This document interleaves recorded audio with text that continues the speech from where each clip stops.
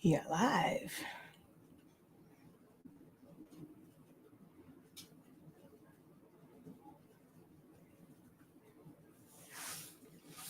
All right.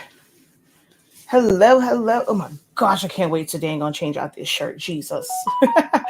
Cause baby, I got a stain on my other one. The only one I had here, like right now, because I'm like, oh crap, I already scheduled to go live, was a large. So I'm actually about to make me a shirt. I'm actually about to sublimate to a gray shirt because this shirt is too tight.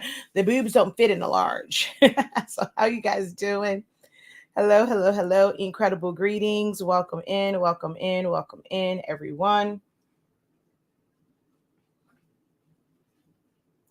All right. Let's head on over here so that we can share this out. Ooh. I wonder, is that the internet or is that just this looking blurry? Hold on, let me grab a microfiber towel.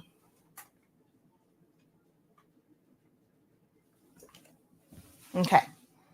So, hello, hello, hello. Oh my God, this is so tight. Hello, everyone. Incredible greetings. It's been, oh, that made it so much worse. Oh, that made it so much worse. I don't know what the heck is going on here with the, and like we were having issues with AT&T before, and then now this is happening. Like this is all jacked up. I mean, it says I have to do a restart, but I seriously doubt that it's for that. But the playback that I'm looking at on Facebook, my face is moving like kind of wonky, so I don't know. We'll see. But it's been a minute since I have been live, like in the office, able to do full-on demos and things like that on a Saturday. It's been a little minute. It's been a little minute since I've been able to be on live, and it's also reflecting in the fact that like these numbers are slowly creeping up. It's kind of reflective of the fact that most people are not used to kind of my content popping up on the Saturday, because when I say it's been a while, it's been a while. So hello, hello, hello. Incredible greetings. She's like, hey, my incredible professor. Thank you so much. Incredible greetings. Hey, honey bun. How art thou? Welcome, welcome, welcome. All right, so I got to try and get this shared out because I'm not used to being like, it's been a minute. I got to get the word out that your girl is alive in full effect, in full color.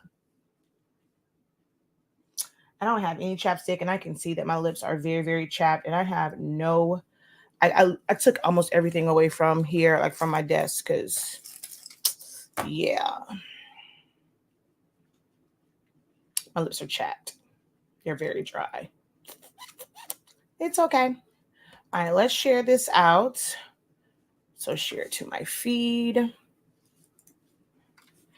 INKcredible greetings to all of my creative business peeps and crafters.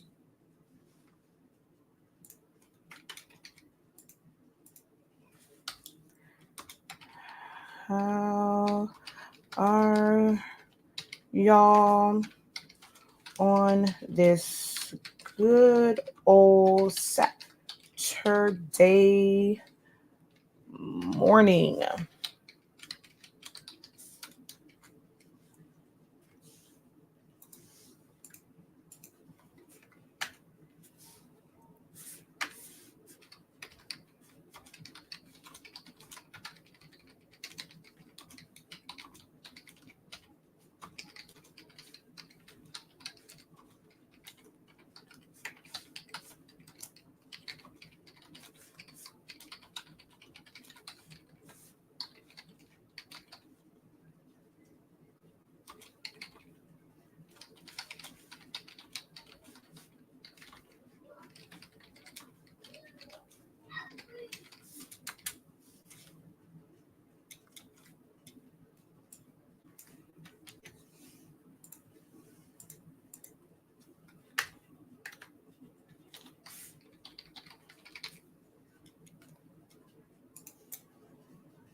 All right.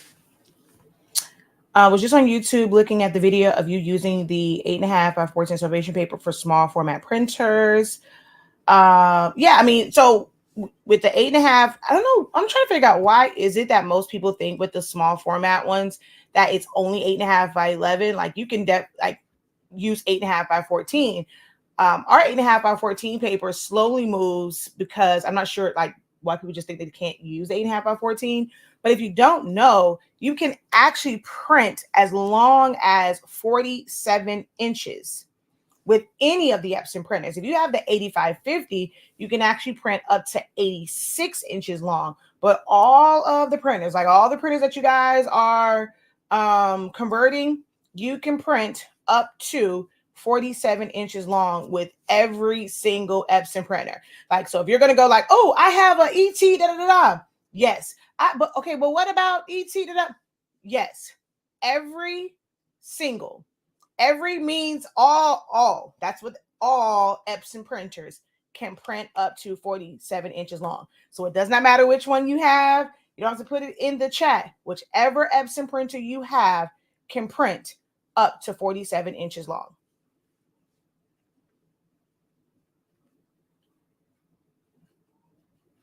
I brought all the papers you have except for the rolls. So we are out of tacky paper rolls. I thought that I put the fast dry on there, but I didn't, but it's on there now. So there are fast dry rolls on the website now. I thought I did them when I did the tacky ones, and then even said the same thing, but I actually put them on yesterday and then even said this morning, and I'm like, oh, wait. So yeah, the rolls are on there right now. And the pre-order for tacky will be open probably, if not tonight, it'll probably like no later than like Monday. The pre-order will be open for tacky rolls. Alrighty, so let me finish sharing this out.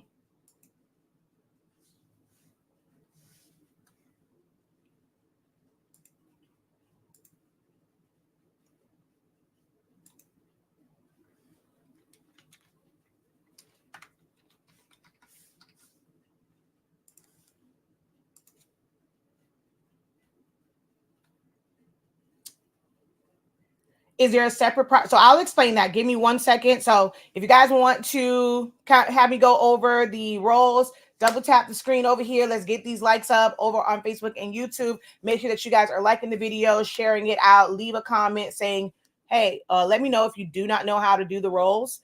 And we can go through that. So let's see. Share, more options, share to a group.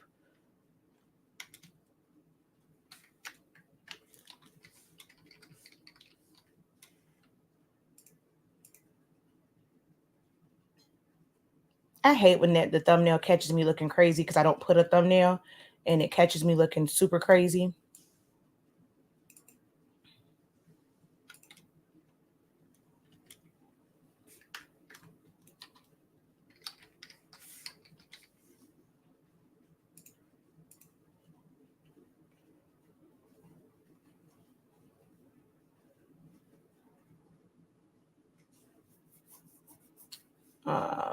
Okay, so we are all shared out.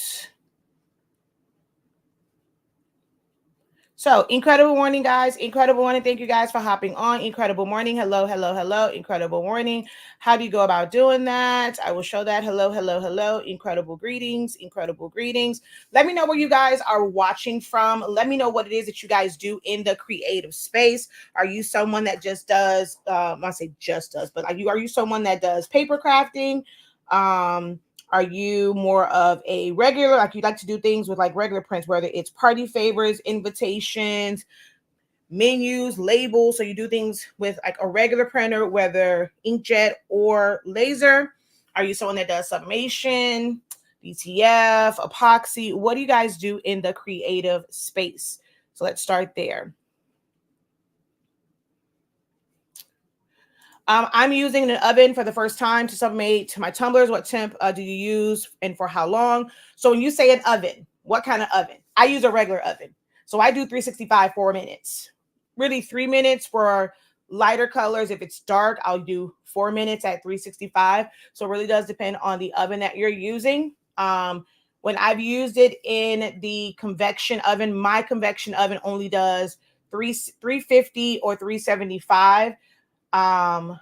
Whatever the last thing it was on when I used it, because yes, I use the same oven I cook in, the same one I do sublimation tumblers in. Whatever it was on, I leave it on there. When it comes to the convection oven, I don't preheat my convection oven. I don't preheat it at all. Now, the big oven I do because it's humongous. It has to get hot in there. But the convection oven, I don't preheat. So whenever I'm ready to put it in the oven, I put it in a cold oven and I set it for about like 5.5, 6 minutes because it has to heat up. So like it'll be like 350 for like 5.5. Well, yeah, like anywhere from 5.5 to 6.5 minutes. If I do 375, it's normally in there for about 5 to 6 minutes. So like it's like 30-second difference because it's a higher temp. So it really does depend on which oven you use.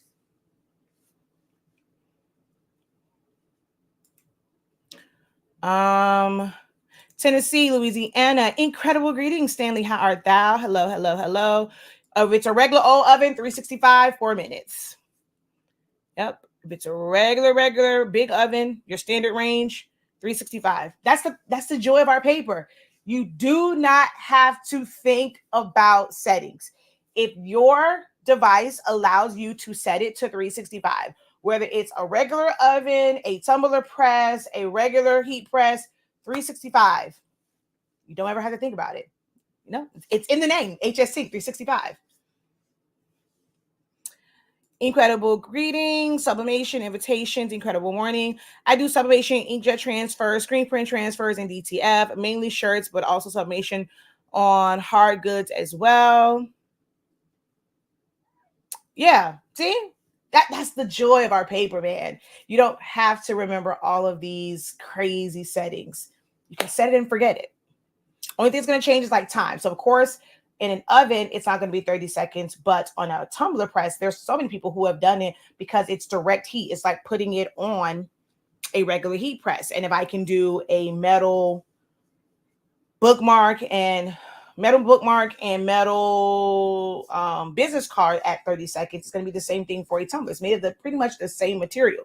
So for tumbler presses, it's 30 seconds, turn 30 seconds, and then do your ends for a few seconds. Hey, just said, thank you for checking in from Cyclone, West Virginia, from Burlington, North Carolina. Hello, welcome in. Thank you guys so very much for hopping on. Thank you guys for the 2,000 likes. All right, so we're going to start off with talking about the rolls real quick. So you cannot, I almost bust my behind. I have my anti-fatigue mat on the floor and I forget that it has little thingies in the back and I almost bust my behind. So you cannot just like put the roll and then let it print. That's not going to work because there is no mechanism for it to stop.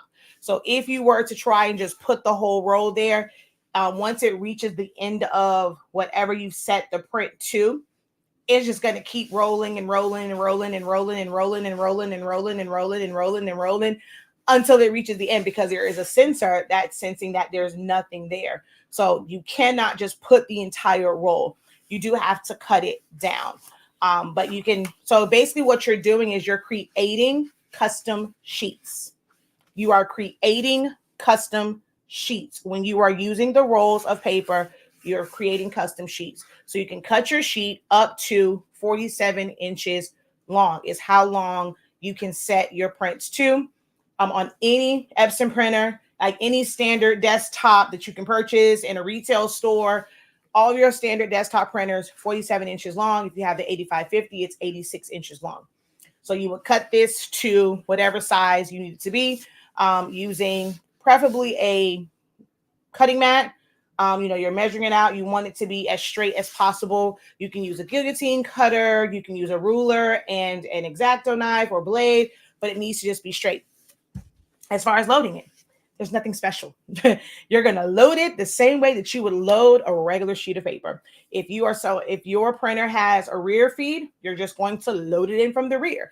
If you have a front fit, like you're going to do it through the tray, I only do mine through the tray. Where my printers are located, I can't access my rear feed. So I put it through the tray. You just want to extend it out. So like I'll grab mine. Uh-oh.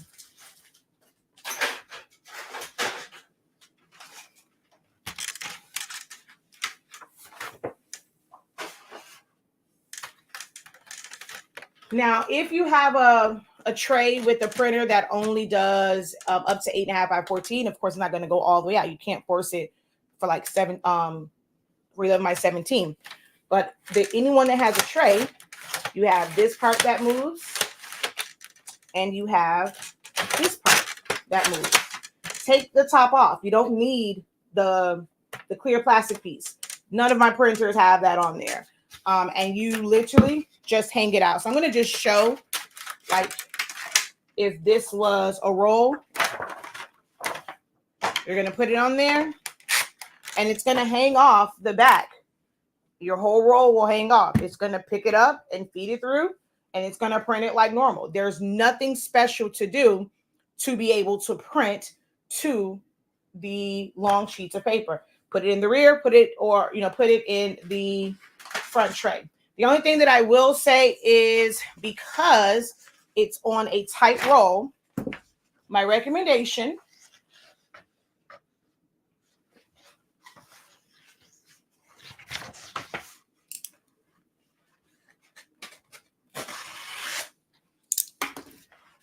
so on the rolls, the front side is your print side, okay? Because of how it's supposed to technically go into a printer. So your front side, so it's going to curl like this, which if you're putting it inside your tray, we don't want this, right? It's going to curl up. It's going to be hard for it to pick it up. You just take your top side and do this. Like, move your hand across to, like, make it a little bit pliable. Just roll it a little bit. And it's going to make it curl down. Put it in your tray. It'll pick up. That's it.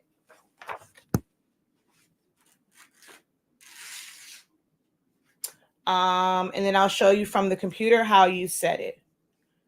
Let's see. North Carolina, customized treats, drinks, snacks, and other packaged foods, design work. Incredible morning, incredible morning, incredible morning. Hey, hey, hey. All right. The way my 8550 is set up, I will need to do the rear feeder. Why? What's happening with your 8550? Yeah, see, mine, I can't do the rear feed. Mine is in the shelf. It's on a wall. I can't even access that.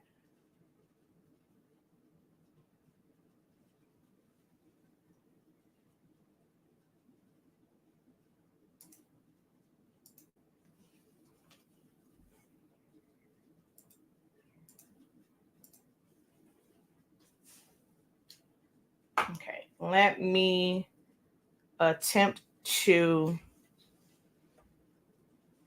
move y'all over so you can see.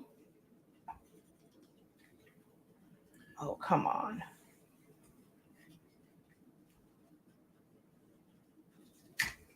Seriously?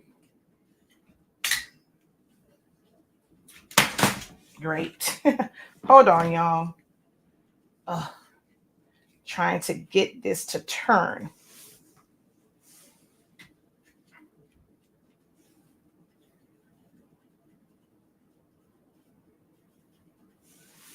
All right.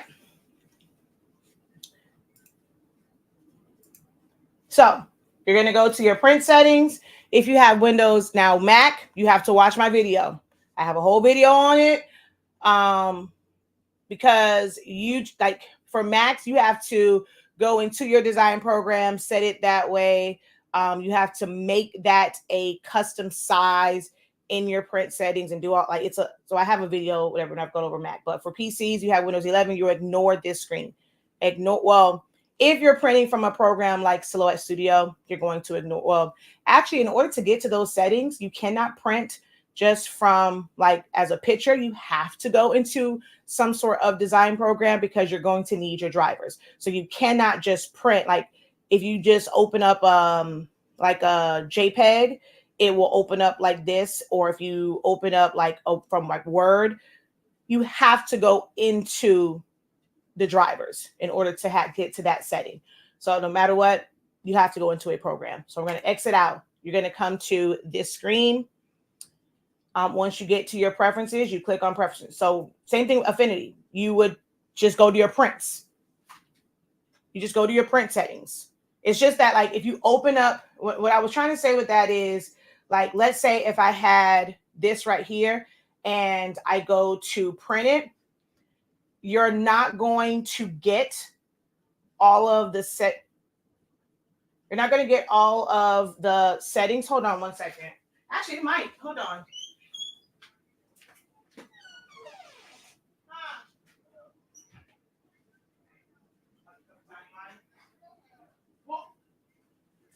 Yo. Huh? Huh? Oh, MJ, come to get 99.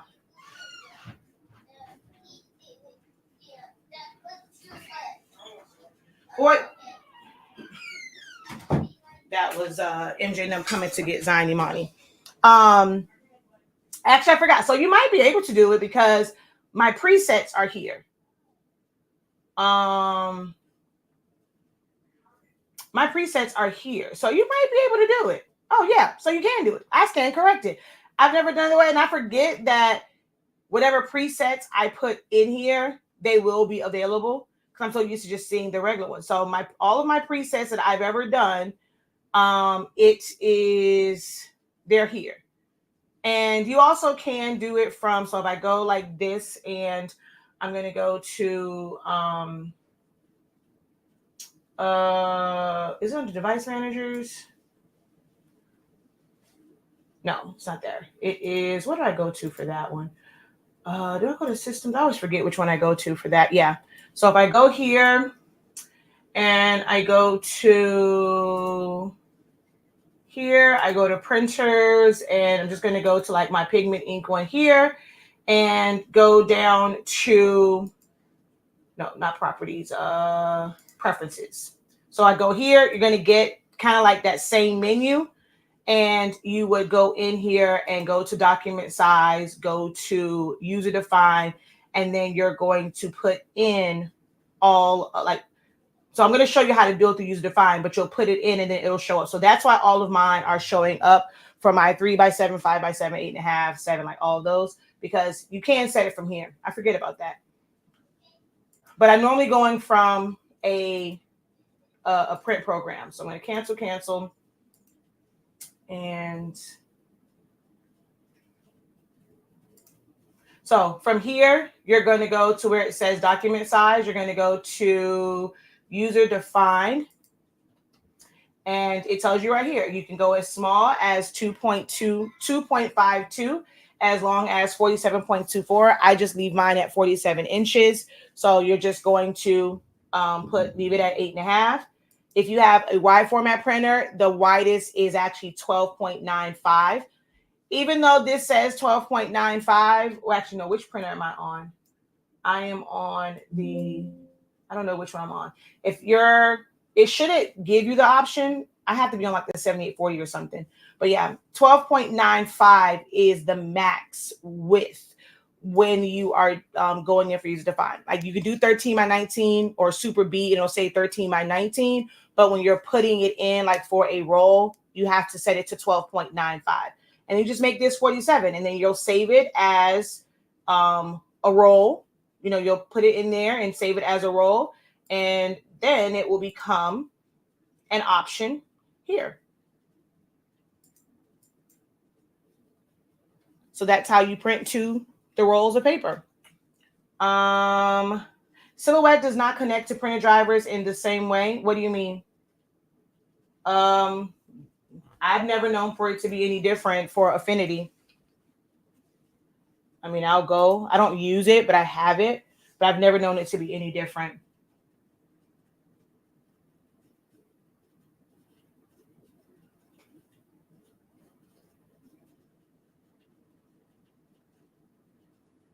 Oh, you have your front of your machine blocked? Okay.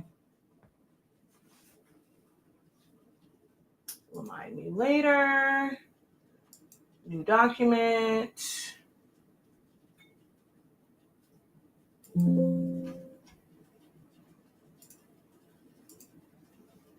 Okay, so if I go File, Print, and you go over here to Properties, it gives you the exact same window. Exact same window. And you'll set everything here. So once you go to Properties, same exact window.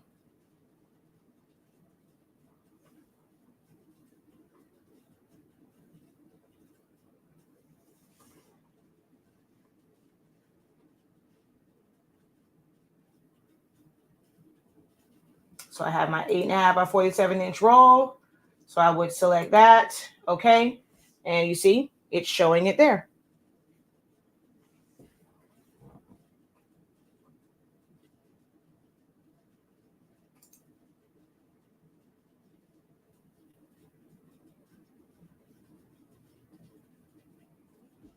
And from Silhouette Studio, yes, you may get that little weird, little funky, oops, not save, thing in the first part, but you just exit out of that. That one, because even if I print from, I think if I do it from Photoshop, the same thing comes up. But you just exit out of that. That's more so if you're printing from like a JPEG or Word, then you would use from that print preview.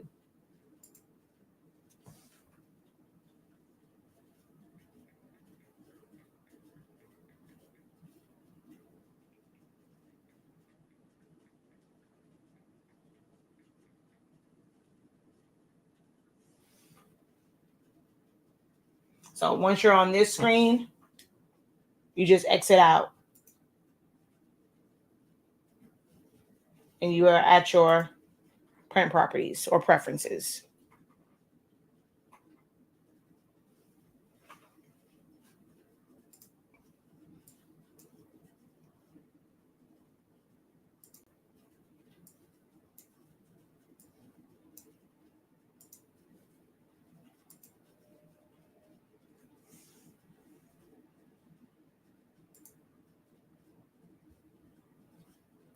Oh yeah, so it doesn't come up. So then here, same thing. You go to print settings and you get the same properties window to select your page size.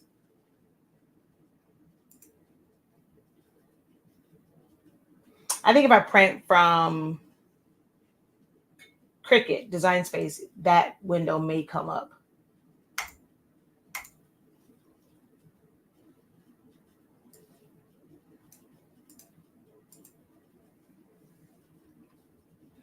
All right. Any other questions this morning?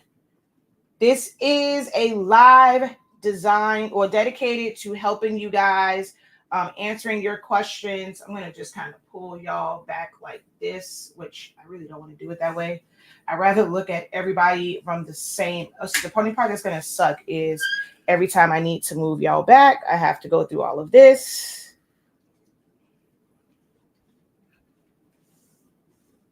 To put y'all back over here so that I'm looking in like one place.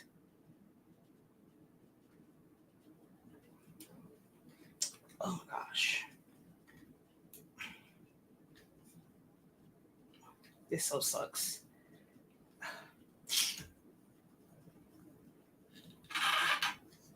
There we go. Sorry.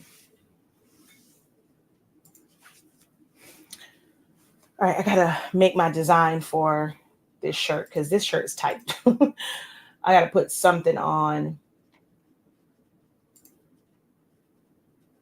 Where is my dope, honestly dope shirt? I mean design. Let's look for that.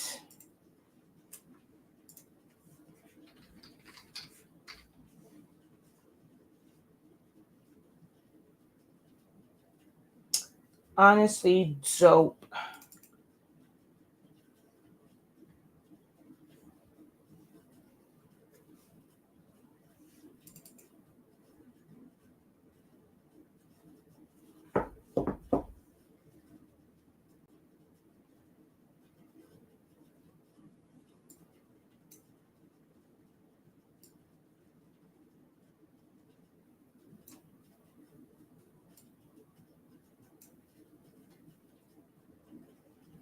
right, let's go print. Sublimation, preferences, 11 by 17. And print. And let's put my 11 by 17 paper back in my printer.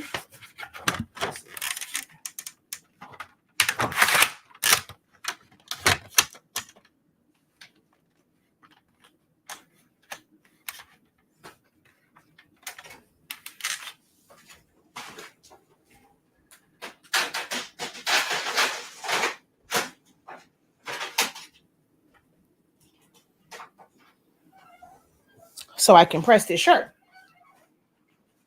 All right, so next question from Sandy says, I'm still using the 4.4 version of Silhouette Business.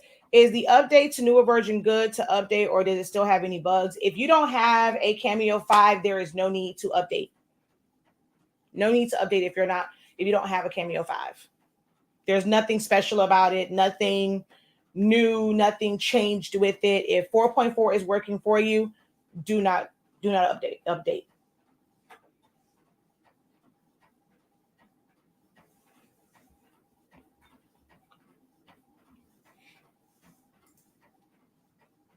And every version has bugs. Every single version has bugs, unfortunately. They have not worked that part out yet.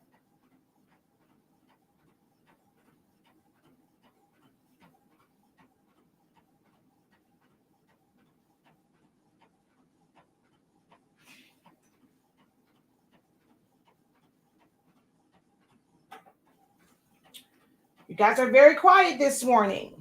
No questions for me. I'm here to help.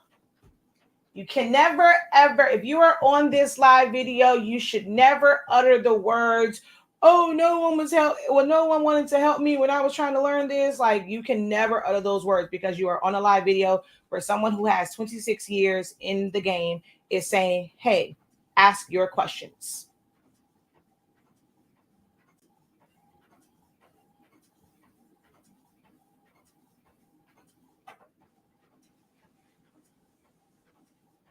Oh, wait, I think this is set for DTF. And it is.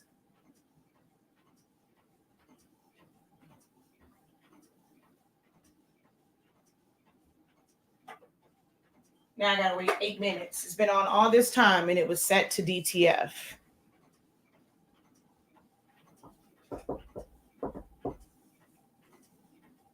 You thought about me last night? Oh, it is amazing to be thought about. Because sometimes you feel, we go through those things. And so thank you for that. It's amazing to know that, you make an impact to where, you're actually on someone's mind. Incredible morning, Ms. Nisi.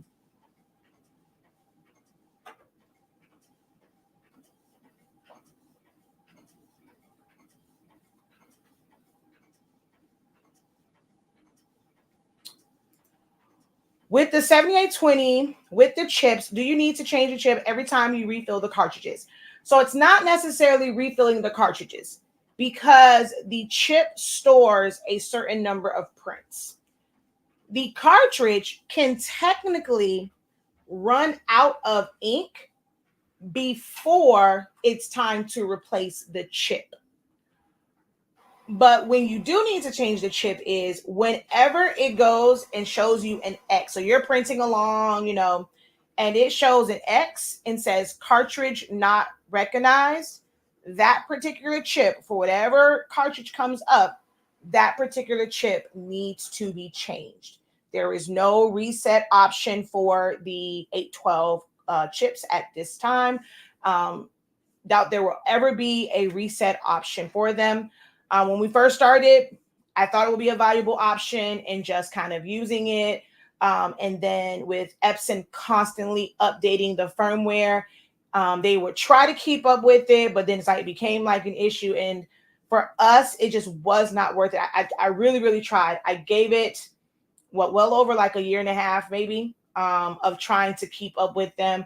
And with all the disclaimers where we're letting people know, like, it's not us. Like, you cannot blame us if the chips don't work. Oh, but I got some from this person. Okay, well, maybe that was a batch that was compatible. Like, somebody got a batch after they changed the firmware and they got that. Like, it was like a lot of, I can't tell if you know which firmware you have it for. There's no way for us to go and say, okay, we have this batch. If you have this firmware, we have this. So it just became too much. And then in general, I just did not care for the printer as much as I like when I initially got it. It's like kind of like the new thing. And it did come out kind of sort of great, but with having that extra row of pinwheels made it horrible, both like regular printing and sublimation printing. It was just not great. So I don't recommend that printer at all anymore. That's why you never hear me talk about it. And we no longer carry the chips for it. The printer as a whole is just crappy to me. Let's see. I do shirts, tumblers. If I wanted to join one of your classes to learn how to design, like the pictures you just had on your screen, which would I take? I'm kind of knowledgeable in Silhouette. So for what was on the screen, that was in our graduation master program, which you can still enroll in. You can watch all the playbacks. We still have study hall sessions. I also have some additional resources I'm going to add to it. So at any point, even if the live classes are over with, all of our classes are shot in front of a live Zoom audience. So any questions that they have, you still feel like you're a part of it, because it's not like I'm just sitting in a room and just pre-recording it. They were done in front of a live Zoom audience. You get access to our study hall, our student union, to be able to receive help, ask questions whenever. We have the study hall sessions to help you. So like you're watching the playback, you're doing something, you have a question, didn't quite work out, you're able to ask and share your screen during those sessions. So you're not left alone when it comes to these types of classes. So that particular one was taught under the master program. If you do not know Silhouette Studio, we recommend the first class that you take is our Essentials of Silhouette Studio. It is 30 days. You get the first 30 days where I went through every single essential tool. And then we just did a refresher. That was 13 weeks. We did refreshers and we also did study hall sessions. And then come July, we're going to do it again. Only because I already said I was going to do it in July. Next year, I'm only doing it once. I'm not doing it twice a year. So we will do it again in July, but 2025, I'm only doing the refresher once. But I recommend that because that's really going to break down the program. It's only so much that I can, do in these classes. And some of them are like 3 hours long. Some have been 4 hours long because I'm trying my best. If you are brand new to Silhouette Studio and you've never used it, I'm trying to show as much information in it. If let's say you can't get essentials right now, but you do need to have working knowledge of a program. Learning to design and learning a program are two different things. So I'm trying my best to go through it slow enough to where when you're watching the playbacks, you can figure out, click on certain things, pause it, click on things and follow along and explain it in a lot of detail. But it's going to be imperative that you actually learn the program, and that is done through our essentials class.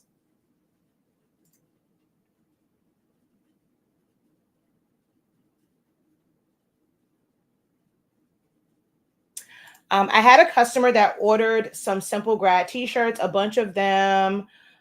So since she was a first-time customer, I made her a simple fan with the 2024 sticking out of the side, smiling, thinking the professor showed us how to do this. Oh, awesome. That is amazing. I do sublimation, DTF, vinyl items. I also do gift baskets and dominoes. I wonder if you guys are way back because I asked that like in the beginning. So you're probably going to be upset when you catch up over here. Let's see. I want to change the brand of Sublimation ink in my 7710. Do I need to do anything special to change the ink, or can I add the other brand? If the other brand is not, honestly speaking, I cannot help you. Sorry, I'm gonna be honest. Like, I don't mean to be rude about it. I've answered it before in other videos. Now I've gotten to the point, I'm not gonna help anyone use somebody else's products. You can ask them. Now, because you're saying other brand. If the brand that you're using is honestly speaking, I can definitely help you. But if it's not honestly speaking, I can't help you. Sorry. Are you talking about Epson printers? I think, yeah, their question was about Epson printers, but I can really answer about anything. Does your company offer cartridges? No, we don't. We don't offer any cartridges for the SureColor printers. Good incredible morning. Just so happened to stumble on your live for the first time. What are you teaching? I teach just about in everything. So this is not necessarily a teaching session. This isn't a watch me work, although I am about to press a shirt. So you will learn from me pressing the shirt. I do these sessions, which are just pro call sessions, and I'm answering the questions that you have. So whatever questions you have about business, marketing, branding, websites, sublimation, party favors, print and cut, Silhouette, Silhouette Studio, Photoshop, Canva, like it's an open forum for all creatives, all crafters. I have 26 years of experience, whether it's t-shirts, tumblers, mugs, foam board, like all the things. It is an open discussion.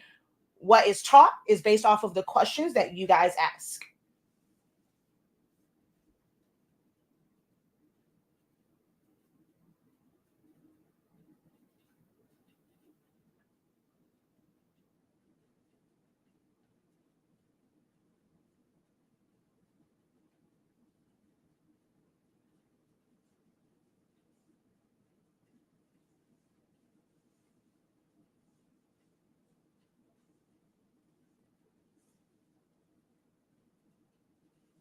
Do you use Epson printer for your sublimation? Yes, I do. I use converted printers. I have converted an EcoTank printer. Not a fan. I can always explain certain things about when it comes to EcoTank printers. I know Epson printers inside and out. Me personally, I use the old school workforce printers. So I have 7210s. I have two 7210s and two 7720s that I use for sublimation.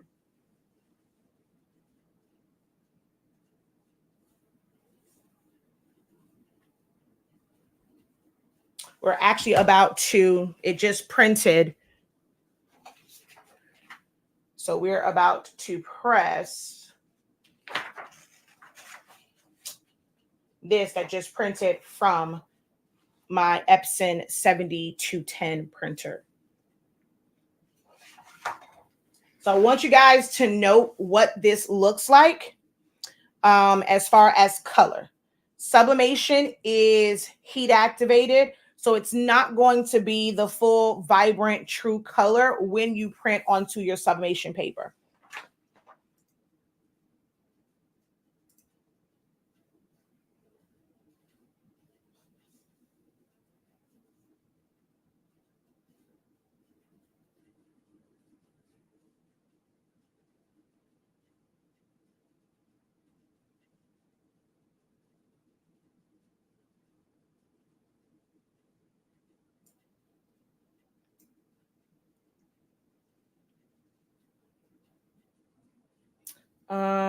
Let me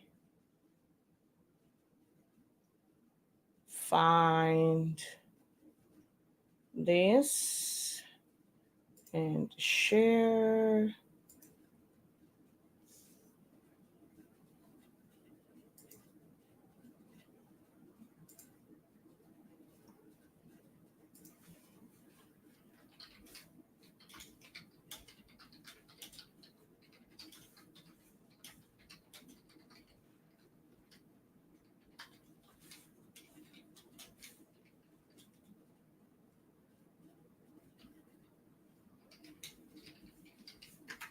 Okay, let's see.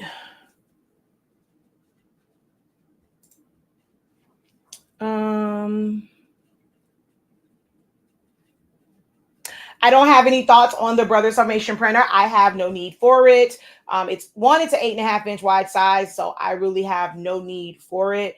From what I've seen, I've heard that it prints slow. When I look at the specs for it, it prints pretty slow. I think that their sublimation paper is outrageously priced just because it has a notch. I mean, I guess that notch makes it to where people are not coming for their necks, because when we dropped our paper and the fact that there's no markings on the back, people came for our necks and, oh my God, how are you supposed to tell the difference?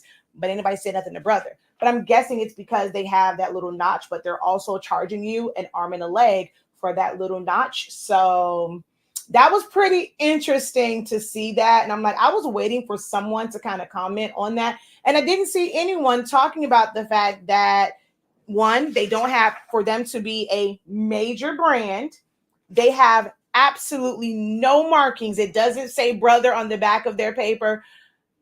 Anybody give them no flack. And their indicator for not having that on there, when you're using theirs, you could never ever do like a full bleed. Although I don't know if their paper, like their settings allow for a full bleed anyway. But the fact that it just has the notch, that their paper is hella expensive, but no one talked about that. But it's okay. You know, it's okay. It's definitely okay. But outside of that, I have no opinion about it. It wasn't something where I'm like, okay, I want to jump on this. If somebody would have sent me one, I definitely would have used it, reviewed it. You guys know you've got my honest feedback on it, but it's not something that was sent to me. Is it something that I'm going to spend money on just for content? Absolutely not.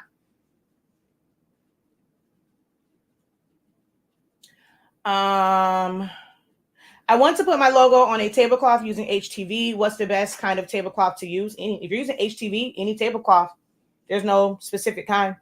Any linen will work. When I changed from one brand of Sublimation ink to HS ink, I used a new conversion kit. I did not mix the two different inks. I followed the conversion kit directions. There we go. Valerie told you.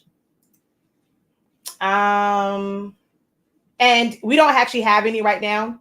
So just knowing that all it takes is that will also answer your question.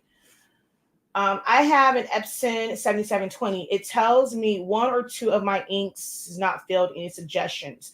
That means that you have to take, like, so with the Epson 7710, 7720s, like all of those that use what's called the 252, most companies sell them as a auto reset chip. So once it tells you that there is no ink, like if it's showing an X, now if it's just showing low, you just keep printing until you can't print anymore, until it shows an X. If it is showing an X, once it shows that, you should be able to take it out and put it back in. If you take it out and put it back in and it does not reset that particular color, it won't reset them all. It's going to reset that particular color. If it doesn't, then you might want to use a chip resetter, or what I recommend is always having at least 2 sets of cartridges, because if it doesn't reset, just put a new one in there. And by the time like that one prints, whatever, the other one will register after that. I don't know. It's just kind of weird sometimes where even if you use a chip resetter, until you put like something else in there, it just doesn't recognize that chip. But most, like, I don't know of too many people other than like a few people on like AliExpress that sells these single use chips. Almost everyone sells the auto reset chips. Like that was the crowning glory of the old school workforce printers, was having that auto reset chip. So if you take it out, put it back in, it should reset that color. If it doesn't, get yourself a chip resetter or another set of cartridges. Put the other one in, and then once that one runs out, you should be able to put the other one back in and it'll pick up. Child, you know, people will complain, I love your paper, markings don't matter. I always change that box in the back. Still no. So the box in the back has nothing to do with your inks. That's your waste tank. So you changing that, and if you're constantly changing that, you're probably wasting money, because it takes a long time for your waste tank to fill up. So yeah, I'm not quite sure. Yeah, that should not change anything, because those are not connected in any way. Your waste tank and your cartridges. I've had some of my printers for like 4 years, and I've never had to change out my ink tank, my waste tank. I also don't do a lot of print head cleaning. So I replace the chips. I guess I need to try a chip resetter. So if you replace the chips and it's still showing, so you replace the chips and it's still showing an X, then that means the terminals on the inside of your printer have gone bad. So if you replace the chips on your cartridges and it's still showing you an X and saying cartridge not recognized, is that what it's saying? Now, is it just showing that it's low, or are you getting an X and saying cartridge not recognized? Because if that's the case and you've changed it, then your terminals in the back have most likely gone bad.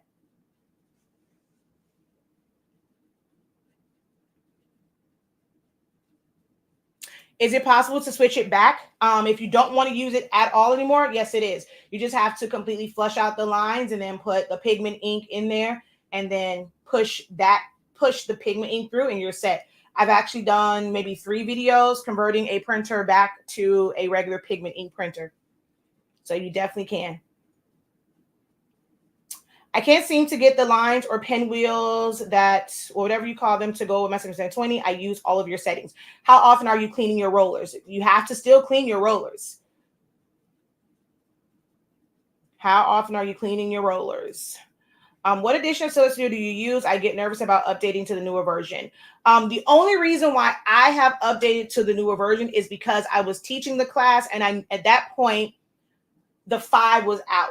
And I knew a lot of people would be getting the 5. So I went up to 4.5 simply because of my class so that it looked the same way that it would look for others. But if I could have, I would have stayed at 4.3.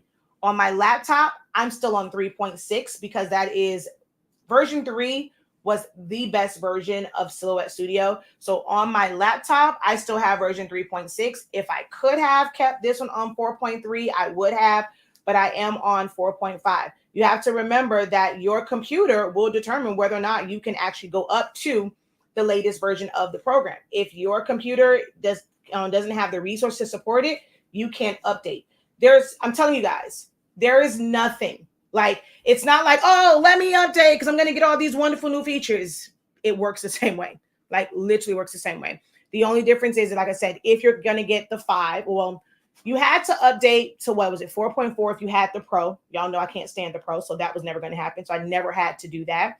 For the 5, because of like the electrostatic mat, also I think you had to update to 5 if you wanted maybe the auto feeder was in 4.4. I don't think I'm trying to remember when the auto feeder came out, if it's in 4.4, but like for things like that, for, those functionalities, you had to update to 4.4, 4.5. Electrostatic mat for sure, if you're using the 5, like the stuff like the auto feeder, but those are the only major changes. You have smart snapping. There's ways around that. I taught that in my class, like ways around, having the smart snapping. It's not this great thing. And sometimes it's absolutely annoying when it comes to the smart snapping anyway. The automatic PNG trace, worst thing ever. It's just not worth it because it actually turns it into a JPEG. For that whole trace part of it, that's definitely not worth it. So if it ain't broke, don't fix it, guys. There's nothing great. There's nothing like spectacular or new that they added with 4.5. So don't worry about updating. So if it says an X and it's not changing, so you can't have both. It's not going to show an X and say low. So the ones that show an X, you have to take it out, put it back in, or change the cartridge or change the chip. If you have changed it and it's still showing an X, check your terminals in the back. See if one of them have broken off, if it's pushed in. So you'll probably have an issue with it's like little pegs in the back. But if it's showing low, there's nothing that you can do about that other than getting a chip resetter to reset it. And if you're going to reset one, you might as well reset them all and put them all at full. Professor, I've heard you state in the recent things things you don't like about Canva. What are the things that you do like and enjoy about Canva? The elements. No, I'm just playing. So as far as the design program, I'm not being silly on that one. I mean, just having a library of elements at your fingertips is absolutely amazing. I don't use Canva to create like regular designs. I do, however, love Canva for things like PDFs with clickable links and things like that on it. If you are somebody that wants to make like journals or planners, ebooks, because you can have hyperlinks in there, I think it's amazing for that. I just recently discovered their video editing. Amazing. So I like it for those types of features. For just creating a regular design, there's nothing that like, whoo, wow, I want to use Canva.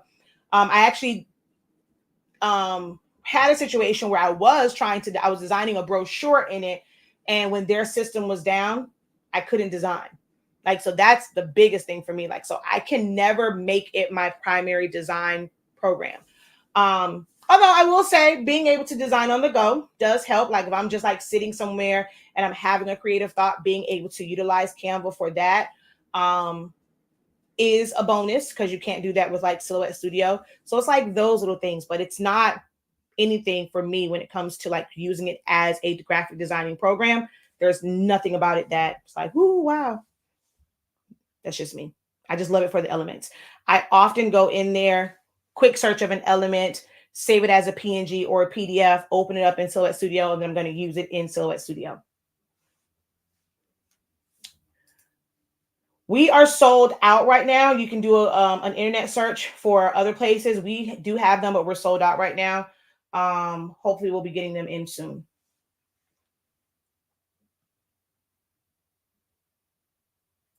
Ignore it. Turn off, go into your preferences and turn off the update. Yeah, just turn it off. Incredible morning. All right, so just joining. How do you get the ink to dry before the print comes out of the printer? Because it's making lines on the print and I have your ink and paper. What settings are you using? Exactly what settings are you using? Hi, Professor. I found out about your ink after I filled my tanks on the Epson 8550. Will I ever be able to use your ink? I mean, yeah, you definitely can. I mean, once it gets down to a certain point, just put the ink on top of it. But let it get down. So here is what I tell or I instruct people when it comes to eco tanks and trying to switch out inks to honestly speaking ink is let it get down. Do not completely top it off. Like it's going to get down to a certain point. You're going to put ink in it. When you go to reset it, just tell it that it's only like halfway full or whatever. Don't fill all the way up to the top. Just maybe like to like the next notch. Let that kind of go down. Do it to like, the next notch up again, and keep doing that, because what you'll end up doing is really filtering out most of like, because it's going to mix. The two colors can be different and it's going to end up mixing together. But as long as you're like printing, you're not letting it get down too low. You're going to print that out, keep printing until eventually it'll be more HS ink in there than anything. But you can't let it get down too low, because then you'll introduce air into your lines, and that's going to be a disaster. So once it starts to get down, just put a little bit of ink in it, print. Once it gets down again, and just keep doing that a couple of cycles, and then you can just like top it off. And then after that, you can continue to top it off every single time. I want to say thank you for your tip on feeding the roll paper through the front. I had to do a last minute print and it was a huge help. You are very welcome. Canva had made many changes recently. I mainly use Silhouette Studio, but I like Canva. Even with the changes, I just cannot have it ever be my primary design program. Every time I have used it, I got the lines, but I cleaned the rollers to try and get them to go away. Okay, so you're using matte. That means that you have not paid attention to the instructions on our paper, as well as the videos that we have. So on here, it tells you to use, print settings. For full ink saturation with Epson desktop printers, the recommended print settings are plain paper, bright white, print quality, plain paper, bright white. Quality print, I don't know what's this. You're supposed to put it on the quality setting. And then, of course, it says Adobe RGB. It says check thick paper and envelope, density, -10. The only thing that's not on here, because we realized it after the fact, is to put it on quiet mode. So on that first page in which we have the videos, you put it on quiet mode. That's going to allow it to print slower and give it time to dry. But never, ever, ever, ever, ever, ever, ever, ever should you be using premium matte. Never should you be using premium matte. So we have full on instructions on, so even without the quiet mode, the instructions for our paper say plain paper bright white set to the highest possible quality. Never does it say to use premium matte. So now that you've been using premium matte, definitely clean your rollers. You should be cleaning your rollers often, and adjust your settings. And we do have a video in the description of this. It may be there. If not, if you just go to Honestly Speaking and type in print settings, there is an updated video on there for Mac and PCs for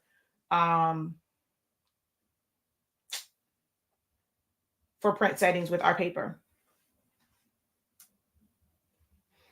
All right, HS ink for my ET 4850 kept the original ink. Will it be okay to use the original ink in my 6? Absolutely not. The 8550 uses dye-based ink. Your 16650 uses pigment ink. Two totally different inks. Heck no, when you look at them, you should see that they're very, very different. So no, we do not use that ink in your 16650.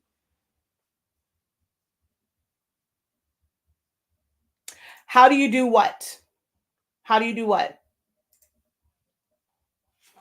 All right, so I'm going to go ahead and press this so that you guys can see from here these colors and what it will look like once it's pressed. And I'm actually going to press mine to a gray shirt. So of course it's not going to be full saturation. Well, it's going to be full saturation, but not like bright like this. It's not going on white. I'm actually going to put it on a gray shirt. And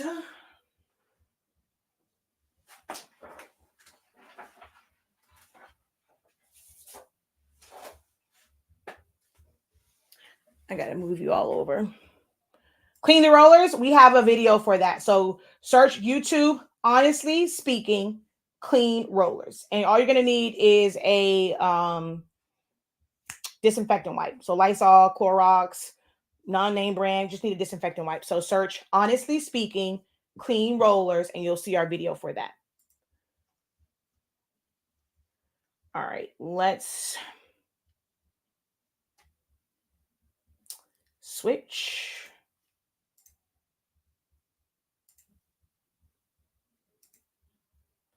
And then let's take you guys over to the heat press.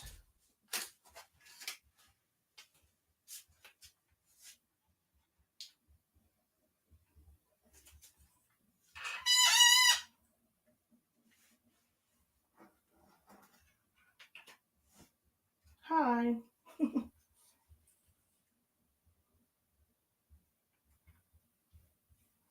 And we're going to mirror video. All right.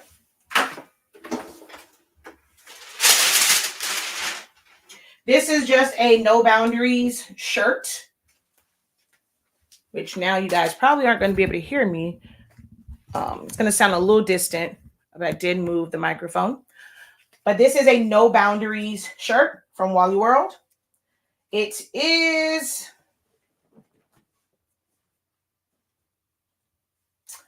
%92 polyester and 8% spandex, which is still a synthetic fiber.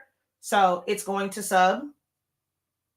Amazing. Hold on, I'm trying to get it to where you guys can see that. There we go.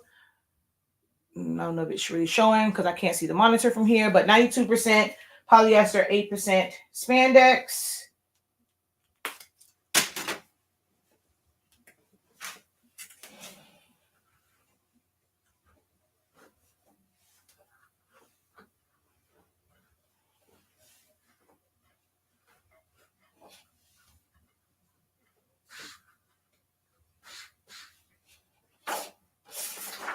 So, as always, you want to trim down the edges of your paper because you don't know if ink gets on the side. So we want to trim this down. So we're just going to go like this and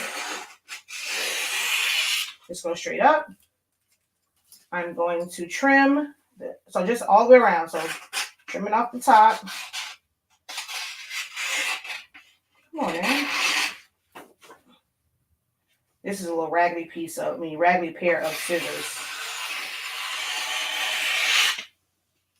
And then, of course, I'll trim off the bottom. If the design was going all the way down, I would just, but here, might as well just trim it right to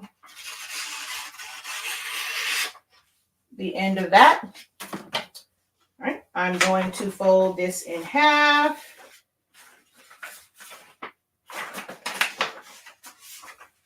I actually need to do a print head cleaning. My black is a little wonky.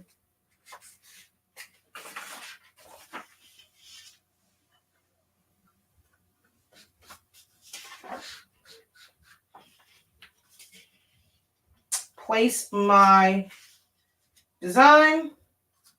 Oh, wait. I need to check my pressure because I was doing some other stuff. I was doing DTF. Oh, yeah. Way too much pressure. Way too much pressure. I don't really need any pressure at all. So I'm looking for like a 0 right before it turns to 1. So I'm going to, now this down, I'm just going to turn this till it's tight. And that's how much pressure I need. So, yep. Right before it turns to 1 is all that I need. We're going to place our design.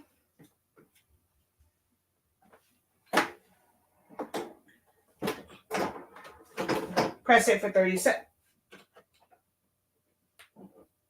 Press it for 30 seconds. Actually, I don't know if I turned it. I feel like I can move my platen. That's kind of weird. And then I'm going to grab a piece of butcher paper to remove the lines of demarcation.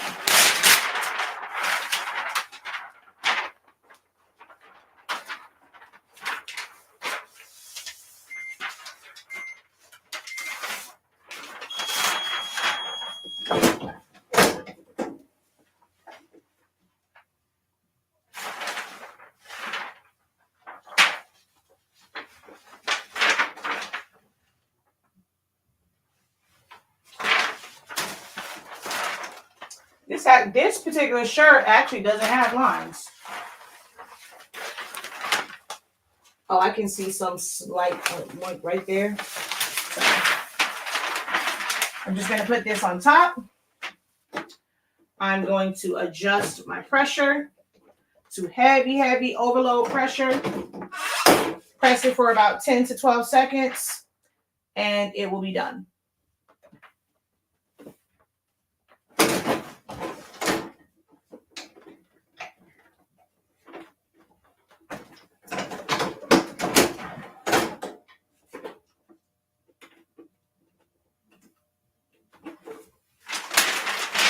There will be ink on here, so you cannot reuse this. I mean, you can use, like, if I wanted to save this for something, I could. Like up here for smaller substrates. But the rest of this goes in the garbage. So here is what's left on there. Nothing comes through.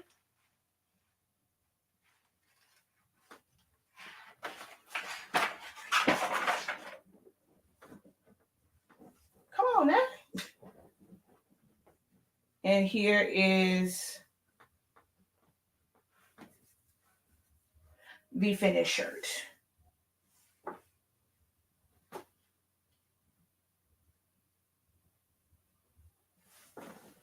Now I gotta put it on because this shirt that I have on is tight.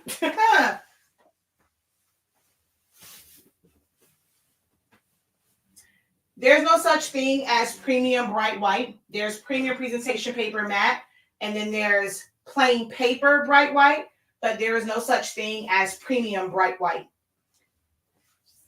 So if you're using plain paper bright white, set to the highest possible quality, make sure that you do have quiet mode set to on, and then follow all of the other settings. Hi, Mommy! My mother is in Paris.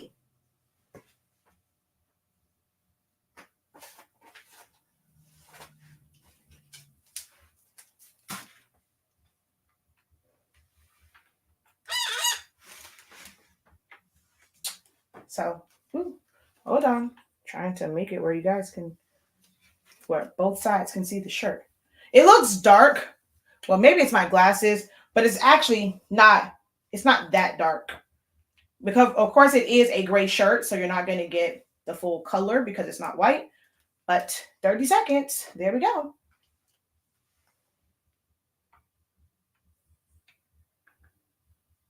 Yes, this is the image from the switch up class. That is correct.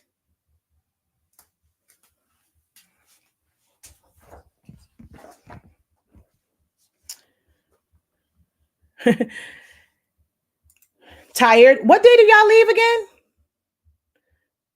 I forgot. Even actually what day y'all come back, and I forgot. Actually, no, because you said that you're going to be gone tax day. So y'all don't come back until after the 15th, must be. On my Epson 7710, the black cartridge, I have a check on the screen. I had an extra cartridge of another color. I removed the chip and put it on the black, but I still have a check on the screen. I have a Sublimation ink. I don't want to use your ink until I get this result. Wait, I'm not sure what you mean. You have a check on the screen. That's what you're supposed to have. Like, it's supposed to be an exclamation. You mean an exclamation mark? Or a check on what screen? Because as long as you don't have an X, you're good. So I'm not sure what you are asking. Okay, the 17th. Okay. I knew it was after the 15th. I just didn't remember exactly what day. Okay.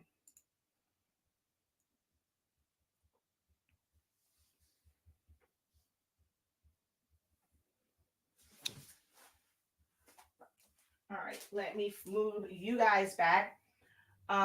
Who do you know that can make a shirt and ready to walk out the door?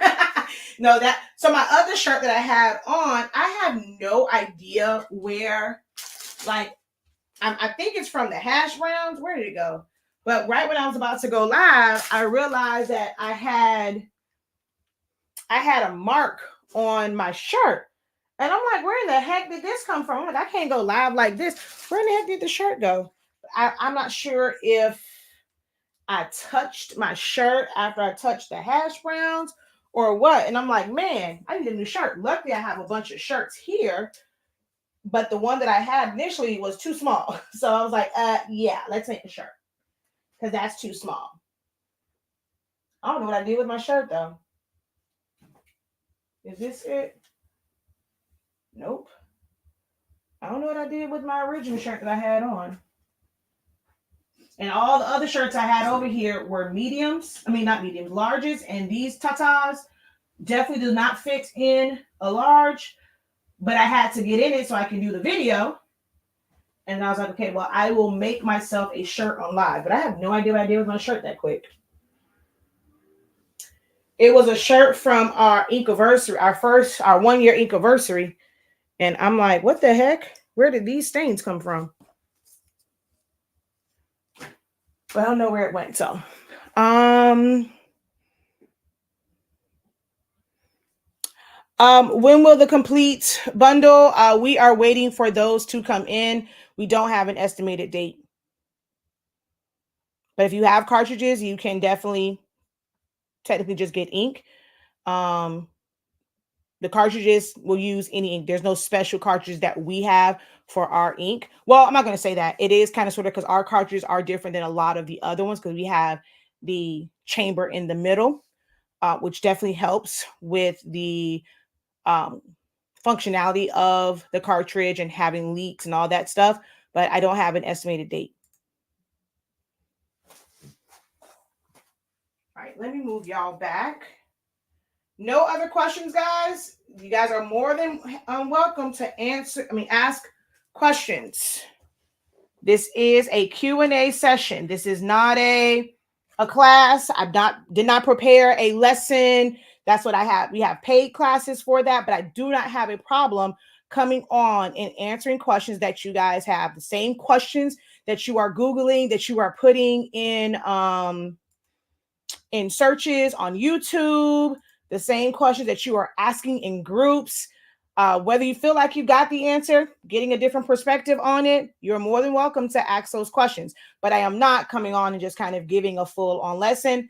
We have classes for that. That's a main part of our business. Like 365 Creative Academy is a very big part of our business, and that is how we generate income, is through classes. But I know everyone is not able to attend classes or afford classes, so I do like to come on and at least provide some help and assistance, but it's on you to ask those questions. Okay, well, I can't print due to this check. All the other colors don't have this check. Okay, so it can't be that. So when you're saying on the screen, are you talking about on the printer or something on your computer screen? When you go to print, are you getting an error message? Does it say cartridge not recognized? Or does it just say that it's not a genuine cartridge? If it just says it's not, if it's showing an exclamation, I've never seen a check. You're either going to get an exclamation mark or you're going to have an X. Those are the only things that normally come up for the inks, an exclamation or X. Exclamation means we recognize that this is a cartridge that is compatible with this computer, this printer, but it is not a genuine Epson cartridge. Therefore, we're going to give you the warning that if you continue to use this, you void your warranty. And that will show you a yellow exclamation. If that comes up, you just hit proceed and you keep it moving, shawty. Now, if it is an X, and you have a 7710, take it out, put it back in, or use a chip resetter. But I've never seen a check mark on the computers, on the printer screen. She's watching over on YouTube and Facebook, so I'm not sure. Well, I mean, she can't join the live from there. So on the printer, but there should not be a check mark. Now, if you would like, although you can't join the live, if you want to take a picture, you're on Facebook, take a picture and go into the group. You won't be able to put it on the live, I don't believe. But if you just go into the group and just show what you guys have, that's the best way, guys. Like stuff like that, showing a visual for me to actually see what's on your screen, what's going on. Because if not, I'm only going to be able to go off of what I know to be true.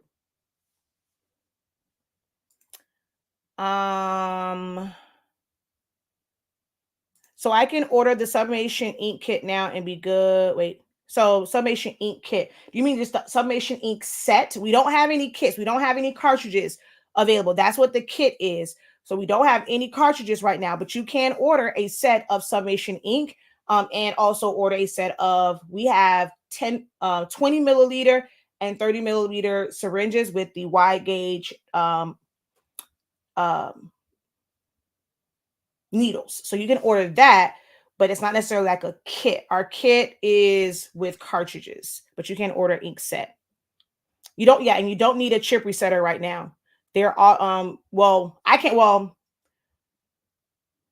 it's good to have a chip resetter. Is a chip resetter needed? No. What a chip resetter allows you to do is reset all of the chips at one time.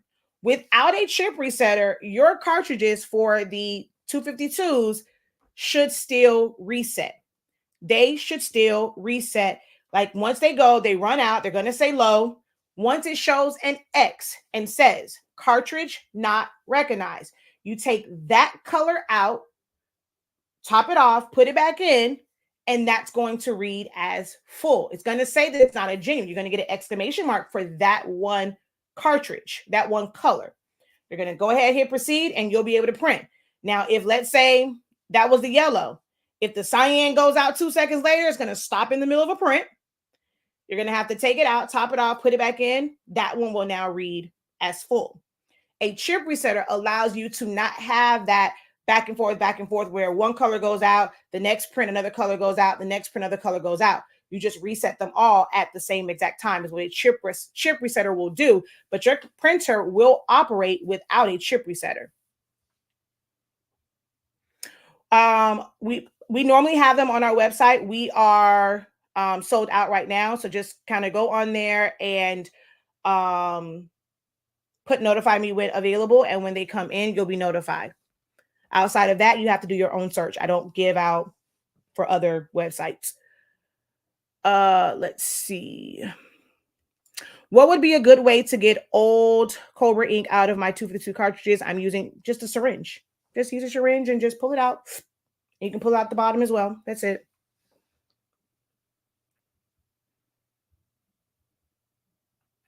It's an X. Take it out, put it back in. That's it. Just take it out, put it back in.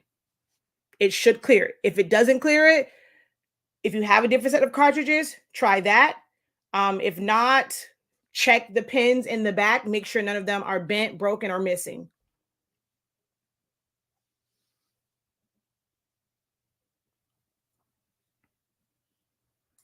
Can I explain the tacky sublimation paper? Sure. Let me just, I'll print her onto tacky and then put her on. Do I have a rag here? I know I have one out there. I will print her onto some tacky paper and put her on. Do I have another shirt here that I can put her on? Oh no, I'm just gonna hit print. Preferences. Change it to my tacky setting. And print.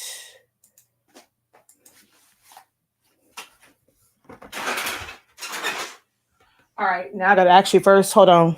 Where did I put the tacky paper? Are you regular or are you tacky? You are regular. You are regular. Wherefore art thou tacky paper? Please hold. I gotta go over here and get my tacky paper. Whoa, sawgrass cartridges don't drop on my head.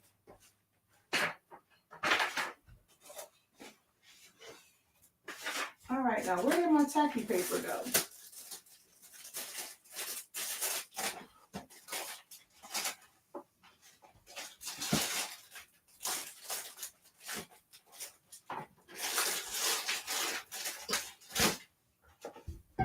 Okay, let's just go grab another tack because I don't know where it's at.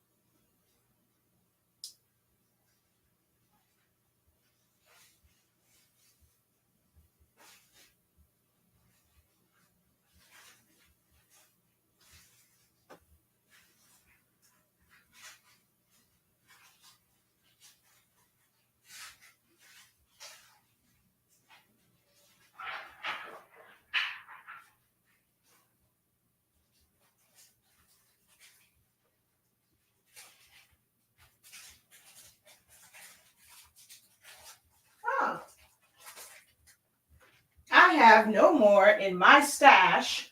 So what I'm going to do, I'm going to cut it from my sublimation paper roll because I don't have any more pre-cut sheets. It's the same exact paper on the rolls. So on this tacky rolls. We also have fast dry rolls, which are now on the website. So I'm going to cut this down to size.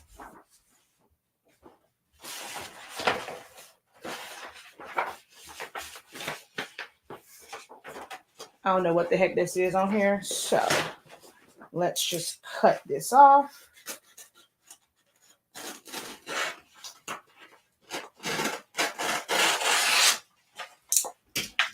so that I can shoot. There's too much stuff on this. Ugh. I have way too much stuff on my desk. Button machines, all kind of stuff on my desk. So I have to move all of this so that I can cut this down to size. All right. I need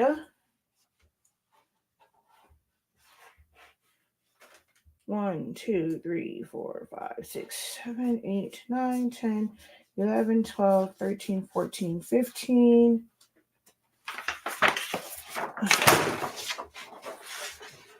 Okay, I lost where I was at, but that's okay. I'm just going to cut this. This should be, I mean, I really don't need a full 17 because it's just in the middle. So, all right, I'm just going to cut this paper down.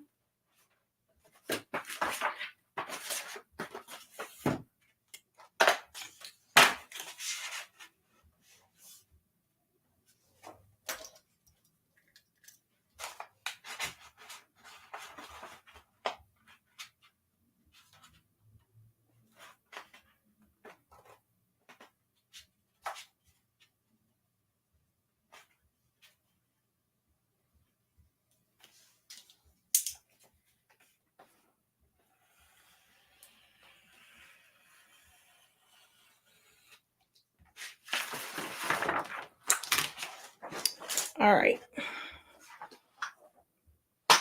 So I'm going to take this because it's on the roll. This is the print side. It's rolling back. So I'm just going to do this. Roll it.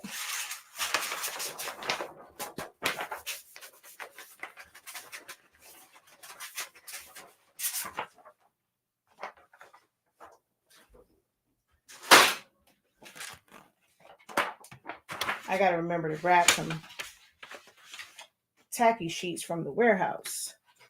So I'm going to put it in my printer, which this, of course, is just so you can see.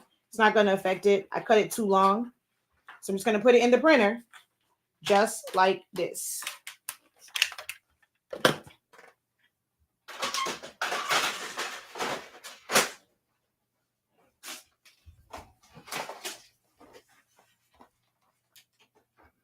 It's going to pull through and it's going to print.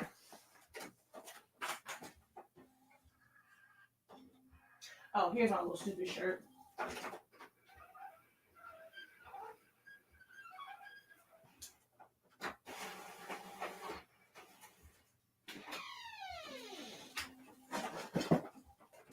I'll put this on an extra large shirt, a white shirt.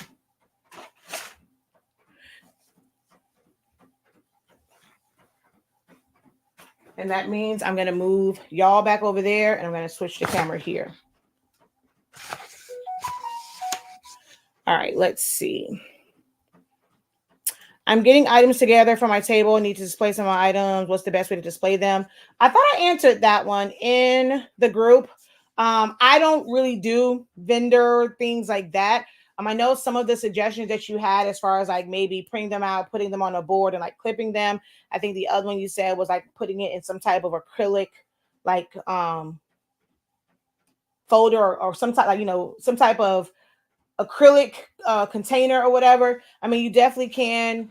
Acrylic ones are going to be more pricey, but it will make it to where, I mean, people just picking up and touching it, it won't mess up, it won't fall, it won't rip and stuff like that, but it's pricey. You still have to think about how you're going to display those depending on how big. I don't know how much space you have, but, you know, try out different things.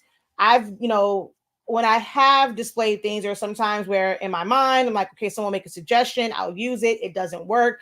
I've done that so many times with like my workspace, and I'll look at videos and someone will have like something that they made and it just doesn't work for me. So a lot of the suggestions that you had on your post, as far as just kind of having some sort of whether it's like wood or something, and you just probably put clips on it and you can just clip it on there. If you want to do just like, I don't know the size of the things you're going to use, you know, they have like those old school picture frame thingies. You want to kind of put it on that to just display it. Time to like here, I mount things to foam board, and you can put like, there is like a little like stand. It's adhesive on one side, and it's like you can fold it, you know, make it flat, or you can make your own stand for it. But I've mounted like, that's our paper cover, and I've mounted it to foam board, so you can do the same thing with items. I've done that before with like invitations, just mount them to foam board. There's a infinite number of ways. So I'm not going to say one way is the best. You have to do what's best for your setup. I don't know how much of a table space you have. If you're trying to lay it flat, if you're trying to go high, how much space you have in the vehicle that you're transporting everything in. All of these will play a part in what you ultimately choose to display your items.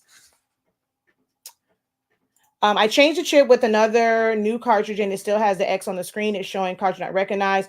Are you sure that you put it on properly? Are you sure that it's a 252 one?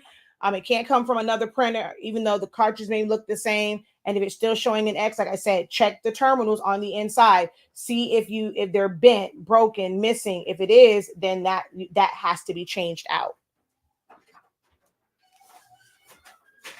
Oh, I forgot I hit 2 prints. So we're going to go over there. This is printed onto the tacky paper. Oh, no, there's no such thing as too many questions. I'm trying to get them to ask more questions.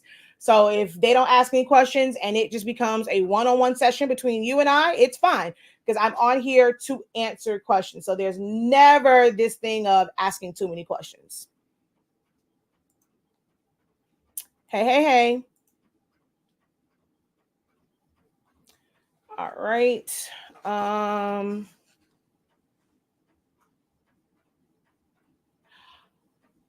Okay, hold on. I got to go back up. My Epson F170 prints good, but how can I get it to print from corner to corner? You cannot. That is not a borderless printer.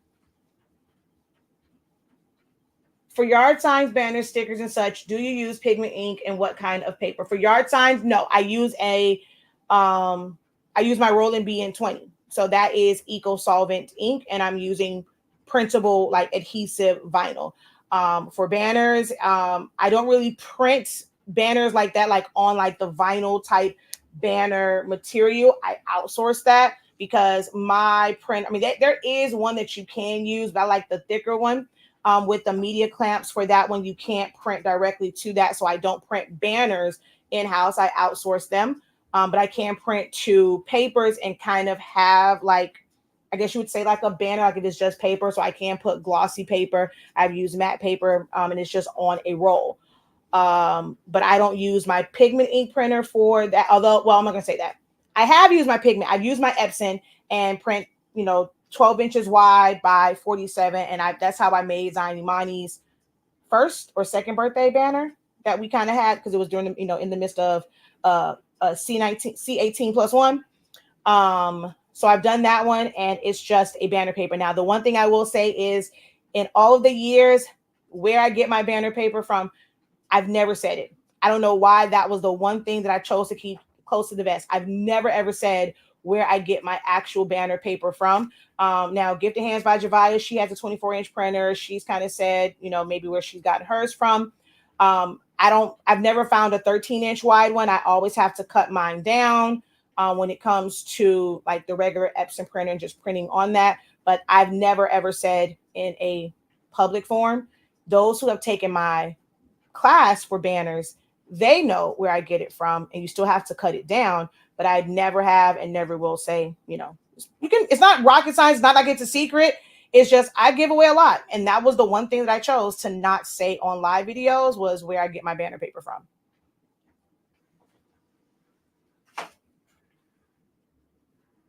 But for the most part, for me though, I'm printing to my Roland. Although I do have a Canon, and I will be printing from my rolls of paper to my Canon 24-inch printer. What's a good print program? Splitting program? I don't use a program to split. I just print it from, I arrange it on my design page and I just print it in sections. Um, if not, if you want to do it once you set it up, save it as a PDF and Adobe Reader. When you go to print, you can put it to, well, I don't see, also you're saying Mac. I don't use a Mac. I'm a PC girl. I don't remember from my husband's on how it works. But if the Adobe Reader will work on a Mac, there is a setting for poster and it will split up for you. I personally don't like all the time like how it splits it up because it leaves way too much space, but you can use that feature. If Max uses the Adobe Reader, there is an option on there for posters. At least I know there is when it comes to Windows PC, but I don't use a program to actually split. I just move mine around and I just hit print. Once I move it, I hit print, move it, print, move it, print. That's how I do mine. You sure do give away a lot. Classes are the best investment. What kind of Canon do I have? A TC20. It's not the one that I really, really wanted, but it's the one that will work.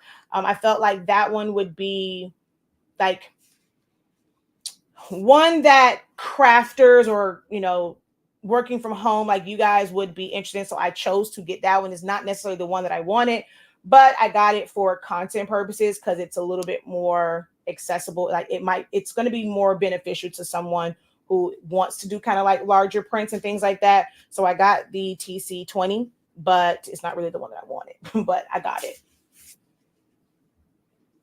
All right. So I was waiting for the other print to come out and we're going to press to. Press to press to. Oh, I didn't go get them. I had a shirt, but I'm going to press to these towels. Hold on.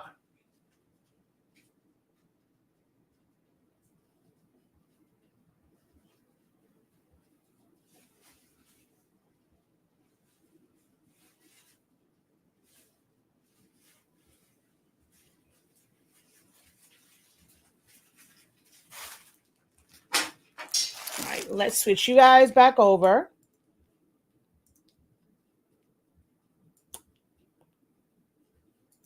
And then we're going to move you.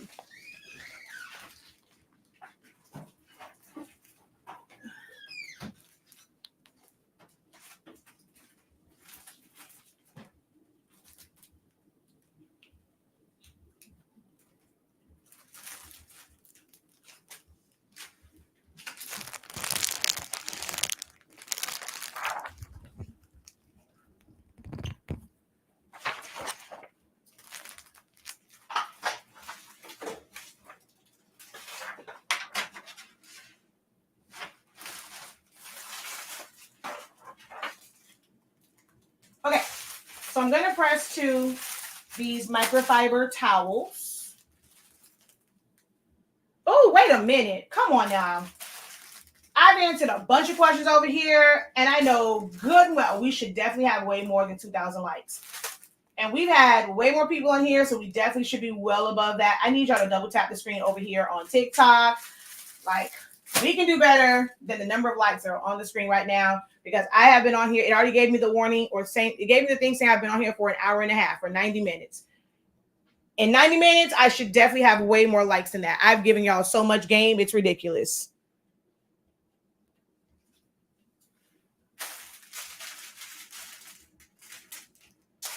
Oh, but see, if I use this, I have to cover up. Maybe I should just put it on a raggedy shirt. Because if I put it on here, because this is wider than the paper, I have to cover it up with a piece of butcher paper. Let's see. Yeah, I'm gonna have to cover it up. But technically with our paper, you don't have to cover it up for the paper. But the substrate, there are like the threads on this will basically become like plastic. And when you heat them, they're gonna melt and they will end up sticking onto your platen and you'll have white marks around everything. So while I don't need a cover sheet for the paper, I need a cover sheet for the substrate because the paper does not completely cover the substrate. Make sense? So I'm going to have to put down butcher paper, and I put the butcher paper on the bottom, but I'm going to cover the top with parchment paper. The parchment paper is non-stick. Which I should probably put parchment paper on the bottom too. Now that I think about it, yeah. Let's just put parchment paper on the bottom as well because it's non-stick.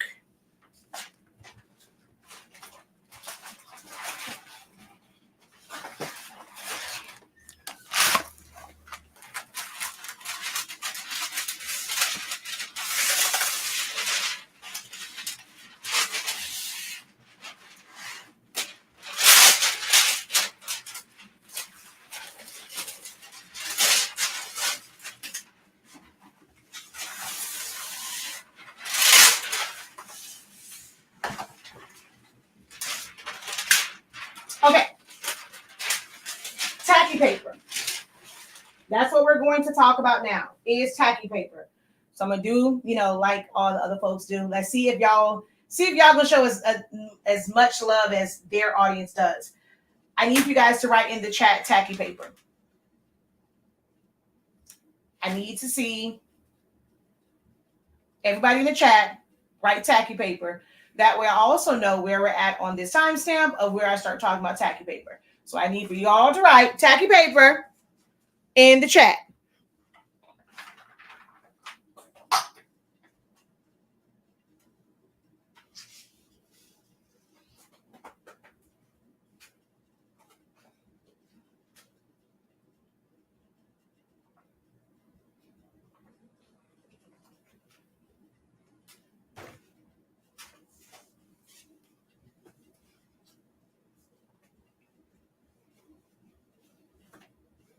Thank you, thank you, thank you. Need a few more tacky papers. With the number of people that we have watching, I need a few more tacky papers. I need a few more tacky papers on Facebook and YouTube. There's too many people watching to only have, and there's not enough from Facebook. Definitely not enough at all from Facebook. Oh, so y'all drop off. Ha! I asked a request for tacky paper, and I'm seeing people drop left and right. Wow. Wow, wow, wow. That's so interesting.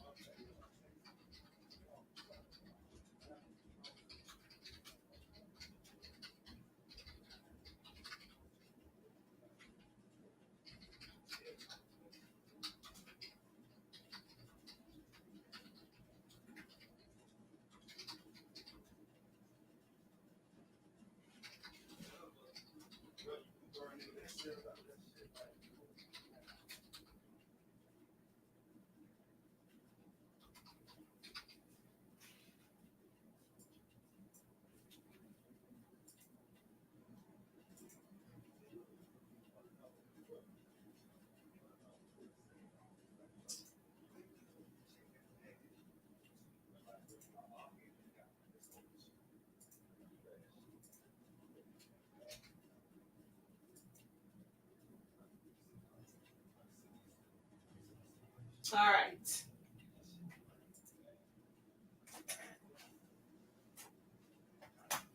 All right, so I shared it out, helped y'all out a little bit there. All right, so tacky sublimation paper. This one is the fast dry, and I put the tacky, I made my sublimation paper roll. This is the tacky, this is the regular. When you're looking at them, as far as like printing on it, it's maybe a slight difference like in color because the tacky one does have a coating on it. It is not tacky to the touch. It is not tacky to the touch. It is going to feel like regular sublimation paper. But what I don't know if you guys over here may not see it, but over here on TikTok, you'll see, if I bend this back, you see the shine in her cap. That is how you will tell that it is the tacky paper, because there's no markings on the back. But you can clearly look at it and see, because one has a shine, like a semi-gloss to it. The regular paper does not. So you see, there's no shine to that. You don't see any like reflection. Whereas with this one, you see that gloss, you see the light bending off of that. That is how you can tell the difference. There's no, the light, you don't see it reflecting off of here. Tacky paper, you do. All right, that's how you're going to tell the difference. But it is not tacky to the touch.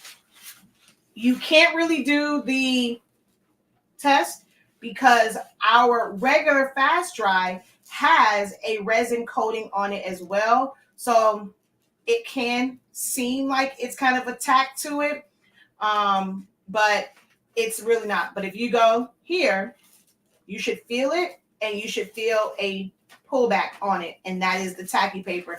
If you have the two and you can't really, like, you can't see the difference in the shine when it's in front of you, if you have both of the Honestly Speaking papers kind of doing that, you'll be able to feel the difference like when you first touch it. Now it's dry, so you can't tell the difference in them really.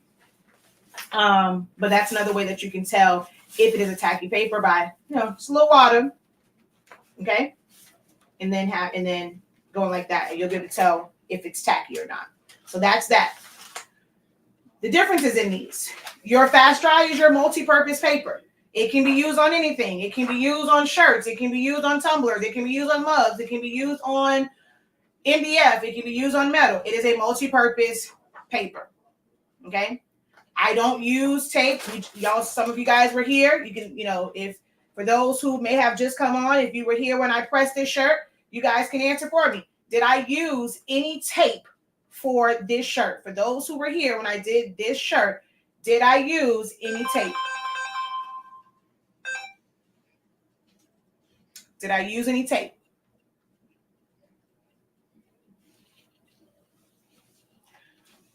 So I see none. Nope. Nope. Our paper is one to where the way that it's formulated, ghosting, unless you around here patty caking with your heat press, it's very unlikely. Like, it's a lower chance of getting ghosting, especially if it's like for a full shirt. Now, if you're doing something like a pocket design, you want to put some tape on it because that's so small it can move. But if it's a big piece, you don't really need it, right? So our fast dry works, and even for shirts, like, so I use fast dry. I am not that's why I was like, dang, I don't have any more tacky sheets. I don't really keep a lot of it for myself. I have the rolls because what I will use my rolls for is stuff like stoles, if I do a full coverage towel, if I do socks, if I do an all over shirt, I will use the tacky paper. Hold on, I'm trying to find a shirt. Here we go.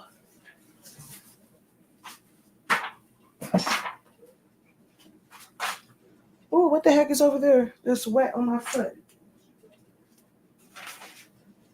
So when I do all over shirts, I do not use a hardboard.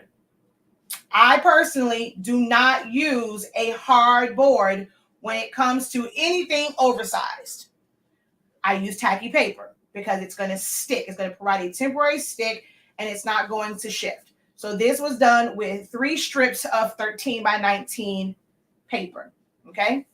So if I'm doing it all over, which I don't do often because I think that's a waste of time to piece all that crap together, I'd rather just purchase a print from someone. Now, for things like towels, I definitely will. So this towel was done with tacky paper because it does not fit on my heat press to press in one press. I have to move it around. I do not use a hardboard. So I use tacky paper. If I'm doing something like a graduation stole, I'm using tacky paper so that I can move it around, which you can still use regular paper. We did show that in my graduation master program. You can use regular paper, but you just have to tape it quite a bit. If I'm doing longer socks, I will sometimes use tacky paper for things like socks. And when y'all see those colors, amazing. And here's just another stole, okay? The reason why is when you press with the tacky paper, it provides a temporary tack. It is for fabrics only. It is for fabrics only. So whether it's a shirt, if it's socks, if it's like bags, like handbags, if it's a tie, if it's a towel, you can use it for can coolers, like if you're going to do a whole bunch of them. But anything that has fabric, textiles, is what you would use the tacky paper on. It is not for hard substrates. It is not for hard substrates. Once you press it, it will give you a temporary tack and it will stay in that spot. And, you know, even if you have like a heat press that is very aggressive when you lift it up, you know how sometimes certain papers, it'll pop up, it'll shift, it'll ghost, and that's where you get the ghosting from.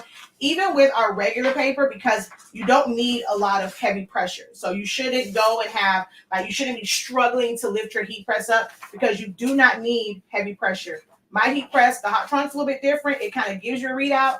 It's set to like 0. Right before it goes to 1 is normally what mine is set on. I do not use a lot of pressure to begin with.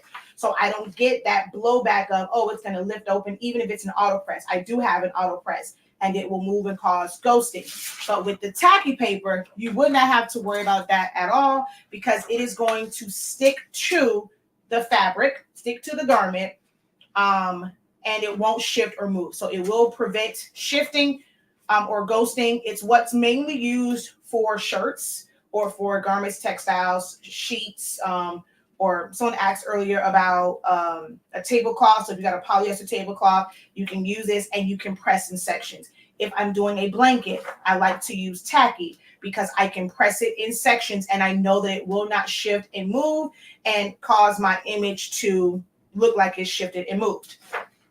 You do have to pre-press. So when I'm doing fast dry, I do not pre-press at all. Anyone who's watched my demos, my tutorials, it's probably why y'all don't like watching me because I am opposite of probably every single person that you guys watch who's an influencer, who's a YouTuber, who's a TikToker, who's a whoever, whatever, who does content. They're going to tell you to pre-press. They're going to tell you to use tape. They're going to tell you to lint brush. What else they tell y'all to do? Use all that damn butcher paper or parchment paper. They're telling you to use Teflon, which why they're telling you that, I have no idea why. But over here, anybody got time for that? When you're using this paper right here, well, y'all can't see over there. When you're using this, we eliminate half of those steps. Anybody got time for that? It's going to take too long to be trying to lint brush everything, trying to pre-press, taping stuff down, putting all this butcher paper everywhere. We won't do that over here. We don't do that. We don't do that. So it's probably why y'all don't like watching me. Y'all probably think I'm the crazy one because I'm the minority of this all and everybody else shows you all these complicated steps. But rather than embrace the fact that, man, she's showing us an easier way. Maybe she's not the crazy one. Maybe it's them. Maybe they just tripping. Maybe it's whatever they're using. But I always get that every time I show it. But why aren't you using this? Why aren't you using that? People tell me you have to lint brush. You have to use tape. I'm showing you in real time. I don't have to do that with this paper. So when it comes to this, though, it's going to stick, right? And I can move it around. I'm going to purposely, even though this whole thing will fit on my heat press, I'm going to purposely press this in sections just so that you can see I'm going to be able to easily move it and it's not going to shift or move because wherever I press at the first time, it's going to stick and not move. Okay? I'm not doing, I have plenty of videos, you guys. I have 10 years of videos, 10. So I know it's kind of different. Yeah, it's different now. It's so many people doing what is like new to them, and all these videos are coming out. But this is stuff that I did years ago. I've been doing videos on these things for 10 years. So I may not be doing another updated video because I mean, I just don't need to. But like I haven't had orders where I was doing like a lot of oversized things, but trust and believe, I have a video somewhere. You can go onto our YouTube channel, honestly speaking, put in the keywords, and you're going to find a video that we have done on,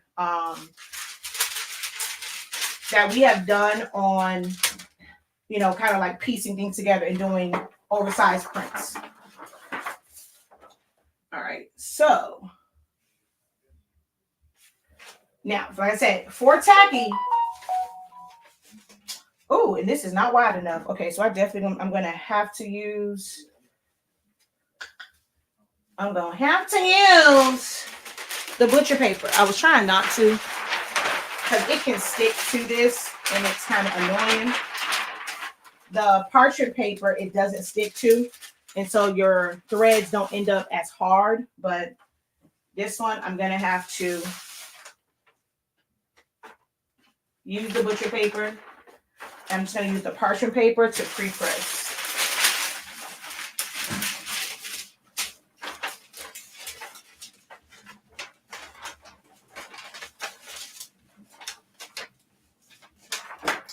So you do have to pre-press because of the moisture in garments. So you have to pre-press for the tacky sheets because of the adhesive that's on there.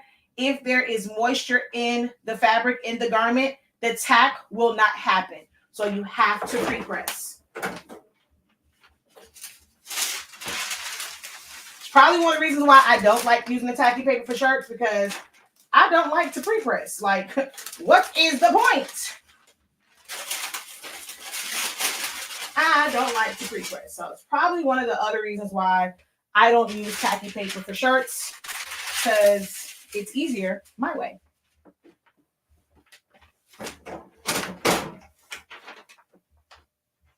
So this one, I have to do all this work. So I do have one that is, I printed out fast dry and I print out tacky. So I have to do all this extra work. When it comes to the other one, I'm not going to have to do all that extra work.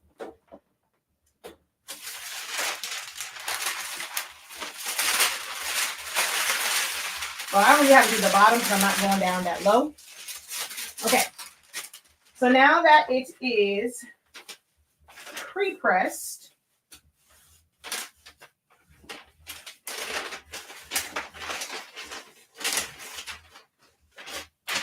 I'm going to place my design. I'm nowhere near the edges. Technically, you still want to, you know, trim it. But my design was nowhere near the edges. I doubt I have ink on it, but I'm still going to trim.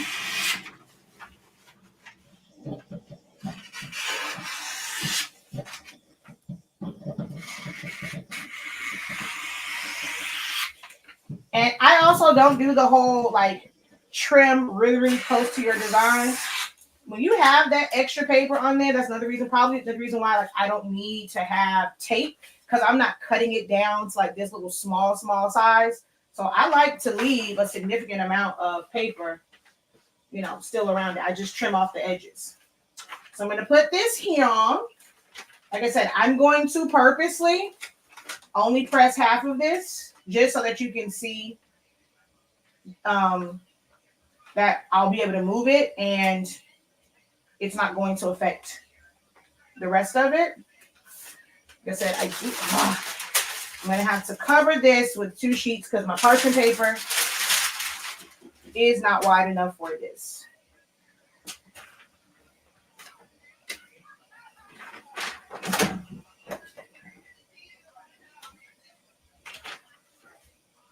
I want to pull more off. Okay. So I'm going to press it. And I'm going to, this is not how this would normally go. I normally would press it for 30 seconds, move it, and press it. But I'm going to show you that it is actually stuck to it. And then I'm going to press it again so that you'll see that like that part was stuck, so it's not going to affect the other. I don't know if I'm making sense to y'all. But normally you wouldn't have to go through like what I'm about to show you. I'm doing this for demonstration purposes only.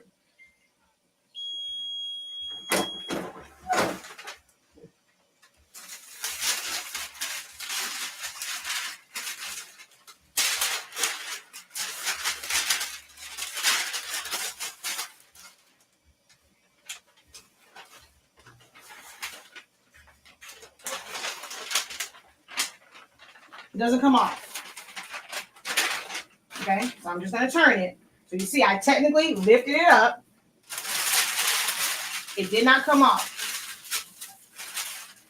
I didn't place it down or just move it. I completely turned it. So I'm over exaggerating this demonstration for you to see how tacky paper works and how it can be beneficial if you're doing something like stoles. So because we have the 8.5-inch wide paper rolls, you can do like a full stole and just print one panel on 8.5, and then you press it in sections and you won't get any gaps.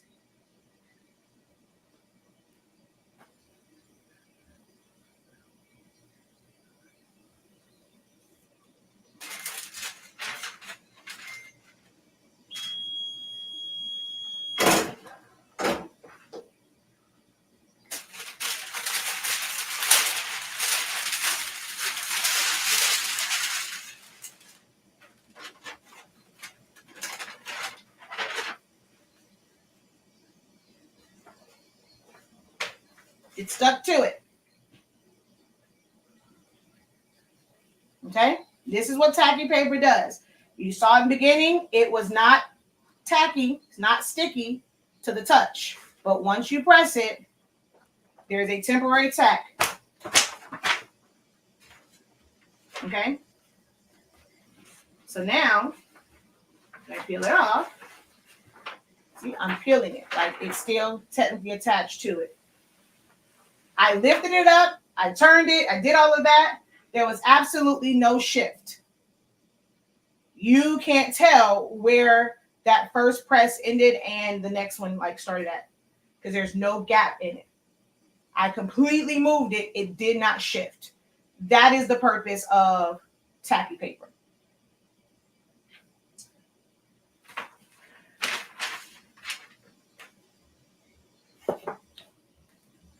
Now,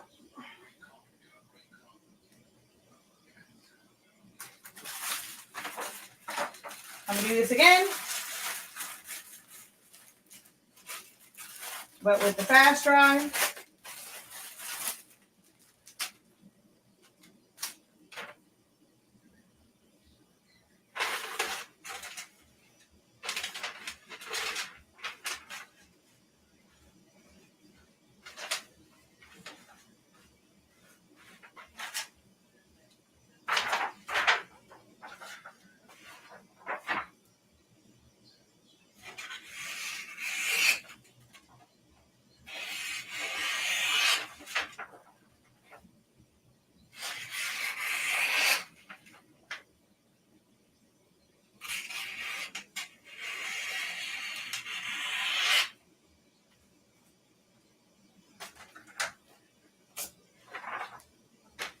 I don't have to pre-press like I did last time.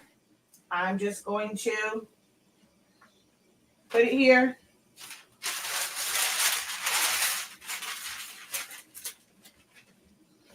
I have to cut. Oh, you know what? Actually, it didn't affect it too much with this one because I have a heat barrier on here, i.e. parchment paper. You should actually let it press for a little bit longer. I mean, this one still didn't do too bad, but technically I should have let this go a little bit longer because it had a cover on top.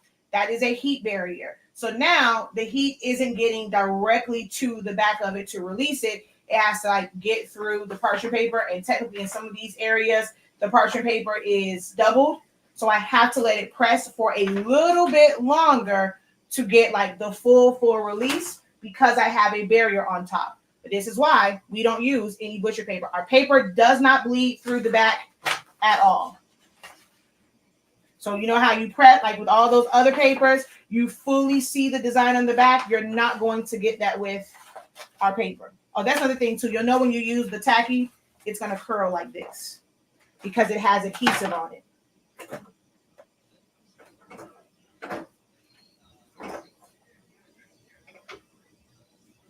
Oh my God. What in the holy hell?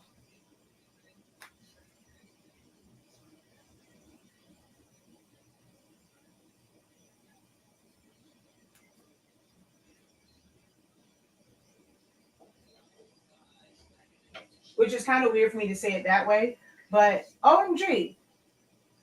I was like, why is it moving like that? These cost too much money. It's the second time now. If I need a new nozzle or new what's the name, I got to pay for it. The first time it happened, I was under warranty. Right now, I have to pay for it, but y'all can't see it. My handle on this $2,000 heat press. Yes, this is what happens. So, yeah, it's aggravating. It's very, very annoying. Very annoying. Incredible afternoon. Craftastic tips with Shawnee Dick.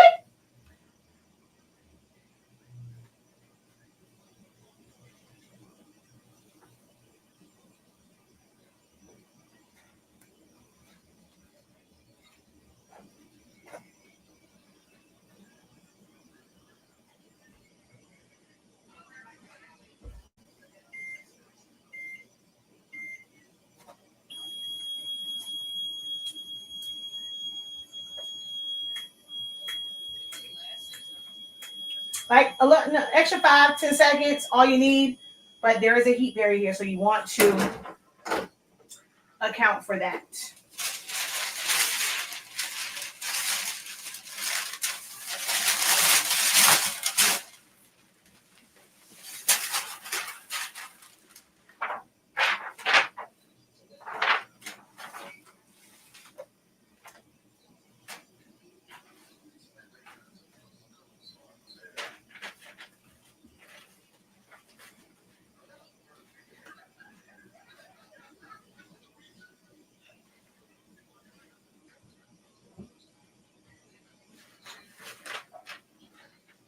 No difference in the quality.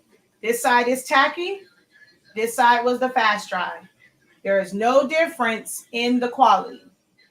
It's just that this one, if you're doing something that's all over, you need to move it. The tacky is going to allow you to do that and not have your paper shift. So for me personally, I only use it for oversized projects, blankets, socks, ties, stoles. If I do an all over towel, the traffic master mats, anything oversized, I have to do multiple presses, I'm going to use the tacky, but there's no difference in the quality. So we do sell it in sheets. We are sold out of the rolls, but the pre-sale. Now with the pre-sale, the pre-sale is going to run for 3 weeks. So there's no orders being placed. So the pre-sale is going to run for 3 weeks. Then we have to place the order. Then it has to be produced and shipped. We ship via sea freight. It comes to South Florida. That is 32 days. So when you place this pre-order, having the rolls is always a great thing to have, but it is going to take some time. So we did one. We ordered some extras. Those sold out. If you want to get your hands on the paper for the pre-sale, check back between tonight and Monday, and it will be up. But do know that we're saying you're going to have to wait 2.5 to 3 months because it will be up for 3 weeks. We are not placing any order until after that 3-week period. Then it's going to take them 2 weeks. They say give them 2 weeks to to make it and put it on the core and all that stuff. on it takes 30 days to get support of my end. So 2.5 to 3 months is how long it will take to get that paper. It is not going to be ready to ship. We will have some ready to ship after the pre-order, but this will ensure, because with so many people now, we kept saying we did the pre-order, get ready for grad season, get ready for grad season, get your pre-order. We only had so much afterwards, and then we ran out of that. We sold out of that quick. So definitely get in on the pre-order for the tacky rolls, okay? But no difference in quality.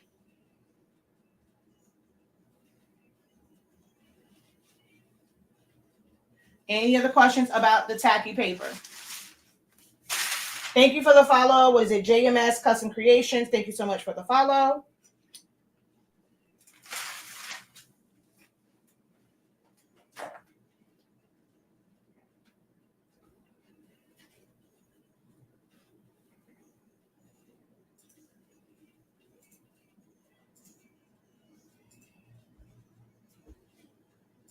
Just a simple question. So it's video. Can you unweld something once you move past it? I know you answered in class, but remember, no, you cannot.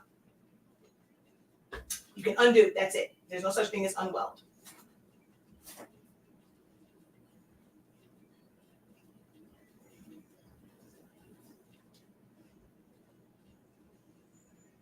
I'm still on what do I have to do to give you credit?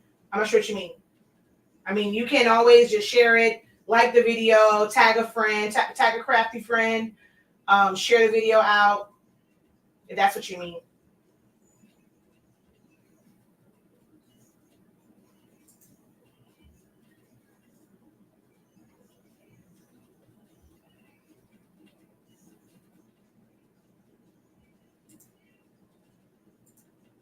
Any other questions? Did I miss any questions over here on TikTok?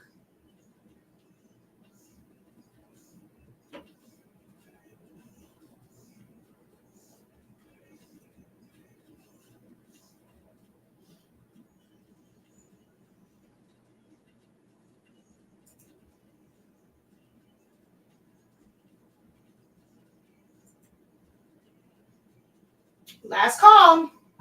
You cannot say you have never been offered help for your craft endeavors, your creative endeavors, the things that frustrate you about printers, troubleshooting printers, print settings, business, websites, order forms, sublimation, print and cut, foam board, pigment ink, party favors, print. What else? I'm trying to think all the other stuff I've ever taught. Last call. Last call, last call, last call.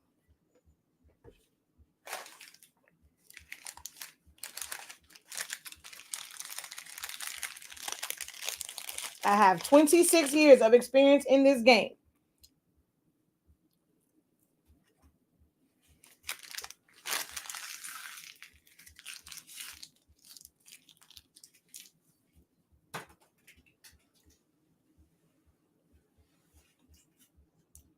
Ask away.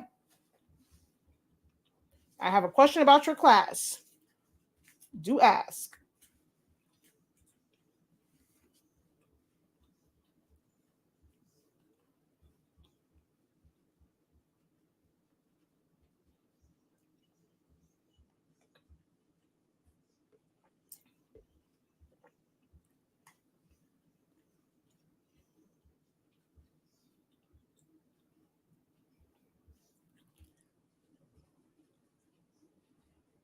It's 30 days and a lesson a day. Okay, so I'm trying to figure out, like, I'm so used to saying learn Silhouette Studio in 30 days, and that's what it was for 2 years. I'm trying to figure out a way to kind of change that because we've added additional sessions to it. So technically, the original program, the original course was you learn Silhouette Studio over the course of 30 days. And yes, I literally taught a different tool every single day for 30 days. Some of them were like double, like tracing had 2 days, edit points had 2 days, Some days had a mixture of like compound path and subtract, or weld and divide. But for the most part, I taught all of the tools and functions really for like 25 days. Then for the last 5, we pretty much did designing. So like, let's bring all this together. I'm going to show you different designs. People kind of came into the room. This is what I've learned. This is what I've worked on. We did Q&As. We learned how to make templates from scratch on one of the days. So that still falls under designing. So for about 25 days, I broke down the whys of each tool and function, each essential tool and function of Silhouette Studio, so that you can create magnificent designs. And then we had the design part of it. How can I say this? There was this whole thing going on of create a course one time and just resell it and resell it and resell it and resell it. But everyone kept asking me, when are you going to do this again? And I kept saying, I could never, ever, ever teach 30 days straight again. One, I did it originally during like the height of the pandemic. Everyone was home. I was able to do it at 11 a.m. Eastern Standard Time every single day. Now that people are back at work, people expect those 30 days in the evening. Oh, that's what your girl can't do. I cannot do 30 days in the evening because I would never get any sleep. I would be a zombie. I have to be up 7 o'clock in the morning to get my little one for school, and then to have to do a late class. And that means every single day I will be working off of like 4 hours of sleep. Can't do that. So I was like, this will never happen again, because we don't have that dynamic of me being able to teach it during the daytime. So for 2 years, I just kept saying, hey, just take the class, which it worked. There are so many people who have taken. We have well over like 2,000 people that have taken that training. And the majority of them came after the live classes. And the way that it's set up, you still feel like you're in the Zoom. I do not edit it out. Every single question that is asked is there. There's bonus sessions. So you feel like you're still in the Zoom session. You just have to have the discipline to sit through it, because some of the sessions are longer. So you have to make up in your mind, I am determined to learn this program. If I have to start and stop, if I have to watch in chunks, but I'm going to set aside a certain time, like a specific time of day, just as if I was scheduling the class. And I'm like, hey, you have to show up to class. You have to now do that because it's the playbacks of it. So you have access to those 30 days. You have access to our student union. And there's also an exclusive community on the actual website where you can ask questions and things.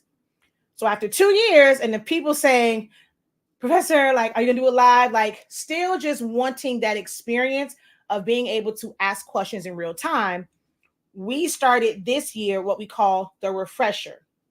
And that ran for 13 weeks, basically the start of a quarter all the way to the end of a quarter. So 3 months. And in that 13 weeks, I basically went over all of those lessons within 10 weeks. So of course, it was a lot faster pace. We were able to work a little bit slower. So that's why you still have access to that. You want to watch both. Like you're going to learn something new from both of them. This is not something that you can rush. I know that you guys want to just take something. All right, cool. I learned this. I'm now ready to, take my business to new heights. I've been learning and I'm still learning. I got introduced to graphic designing 26 years ago. And I'm still learning every single day. It's a never-ending learning process. So if you're looking for something where you're like, okay, I just want to take this, and you're looking for like this instant thing of just knowing it, like just knowing the program, that's not going to happen. That's going to happen with any program. It takes time. You're learning about graphic designing. You're really learning about how to utilize all these tools and functions. They're whys, not just the how. So you have to be dedicated to it's not a tutorial. Like it's like going to college. Like you have to dedicate the time to actually learn it and get a full understanding. That way you'll be able to just come up with a design, come up with an idea, and be able to execute it and not have to ask as many questions. So the refresher was 13 weeks. We did 10 weeks of the 10 or 11 weeks of like, no, it was 10 weeks because we did rhinestones, which is like the 11th week. So 10 weeks of like going over the tools, kind of I do, we do, you do, like, okay, I'm going to click and, you know, asking questions. And then we went into designing. So we did rhinestones, and then we had 2 more weeks of designing. And also during that time, we had what's called study hall sessions. You get access to those. So if they came in, they actually asked questions. Some study halls were great, like they were full of information, full of questions. Some were not. So you have access to come to the study hall sessions. If you were working on something, okay, hey, I'm doing this, I'm trying to crop, it's still not working for me, what am I doing wrong? You share your screen. Like that's what the study hall sessions were for. So you now, at that same price, you get access to the 30 days. You get access to the first semester that we did of the refreshers and all those study hall sessions. And this year, 2024 is the only year I'm doing it. I'm not doing 2 times next year. You get access, like we're going to go through that live training again in July. So for the third quarter, so July, August, and September, I'm going to do it again. You don't have to pay anything extra. Once you are enrolled, you don't have to pay anything extra. You get access to those live sessions. So you'll pay for it now, you'll watch whatever's there, and you'll come. It's some people who are in the first one, they showed up to every single refresher session, and then they still said, I can't wait until July. I'm going to be here every single time because they always feel like they learned something new every time they're in one of my live sessions. So you can sign up now. I will say, sign up now. Before July, the price is going up again because it takes a lot of prep work. It just takes a lot. And $103 for 30 days plus 13 weeks times 2 because we had a study hall session. So we actually met twice a week, every single week for 13 weeks. And I'm about to do it again. So to have that much content, like that much content to learn this program, the price is going up. The price is going up before July. So I suggest that you guys get in before the price goes up. And I can tell you it's not going up a little $5, okay? I might take a book from take a page from Dollar Tree's book, and you know most people don't realize it. Like that was a 25% jump. When you're talking about going from $1 to $1.25, yeah, to us like, oh, it's just a quarter. But technically, that was a 25% jump. It wasn't like a little 10% jump, adding like a little 10 cent. So I'm gonna tell you, it's gonna be a significant jump. Get it at 103.65. I'm telling you now. Just placed an order. Can't wait to try the paper. Awesome. And you do, you know, I don't have TikTok shop open now because I talk about so much other stuff and they will give me a restriction. But if you click on our name, we do sell the paper in our TikTok shop, and sometimes they'll have things like free shipping. She says we do learn something new every time. So it is always shot in front of a live Zoom audience. So at this point, you are getting a recording of it because you have missed the live sessions. But they are not like I'm just sitting here and I just sat here like one night and I pre-recorded. I'm in the room. If someone asks a question, that question is answered in real time. It might be the same question that you have. There are times where individuals have said, okay, I'm doing it, something ain't working for me. They share their screen. So you're getting to see like how they operate. I asked, would anybody like to kind of like demonstrate? So you're able to see someone other than myself who's been doing this for 26 years.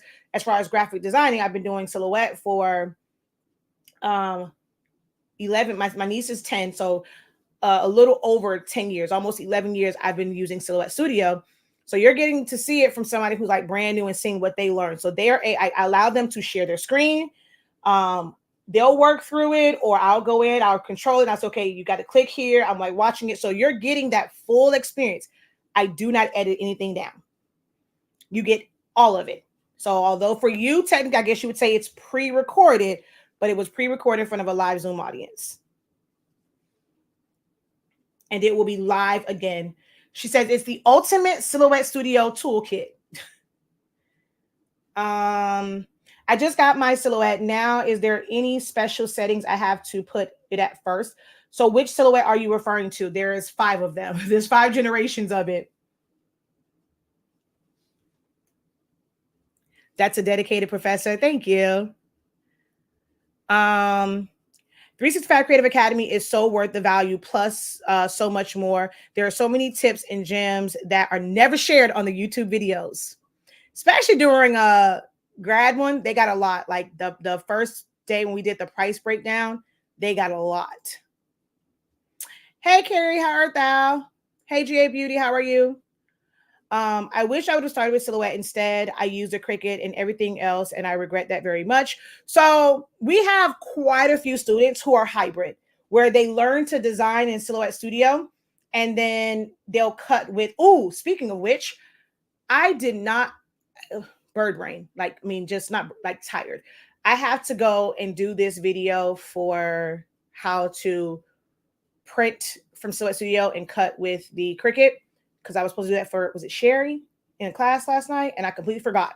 But we have quite a few. I mean, well over half of our students are hybrid, where they will design. So what's the difference for me is I love the Silhouette system. Cricut does nothing for me. It doesn't tickle my fancy. I have 6 cameos because I like to do large print and cuts and things of that nature. So I was trying to find one of my large print cuts, but I don't see it here. I could never do anything with Cricut Design Space, never. So, or Cricut machines in general. Like, I mean, if I'm just doing like regular cuts, but even with that, you had to have the smart vinyl and pay extra, because the only thing that's smart about it is it's 13 inches wide instead of being 12. With a Cameo, I can use a standard Oracle, Caesar, or whatever, 12-inch wide vinyl. So they could never do anything for me.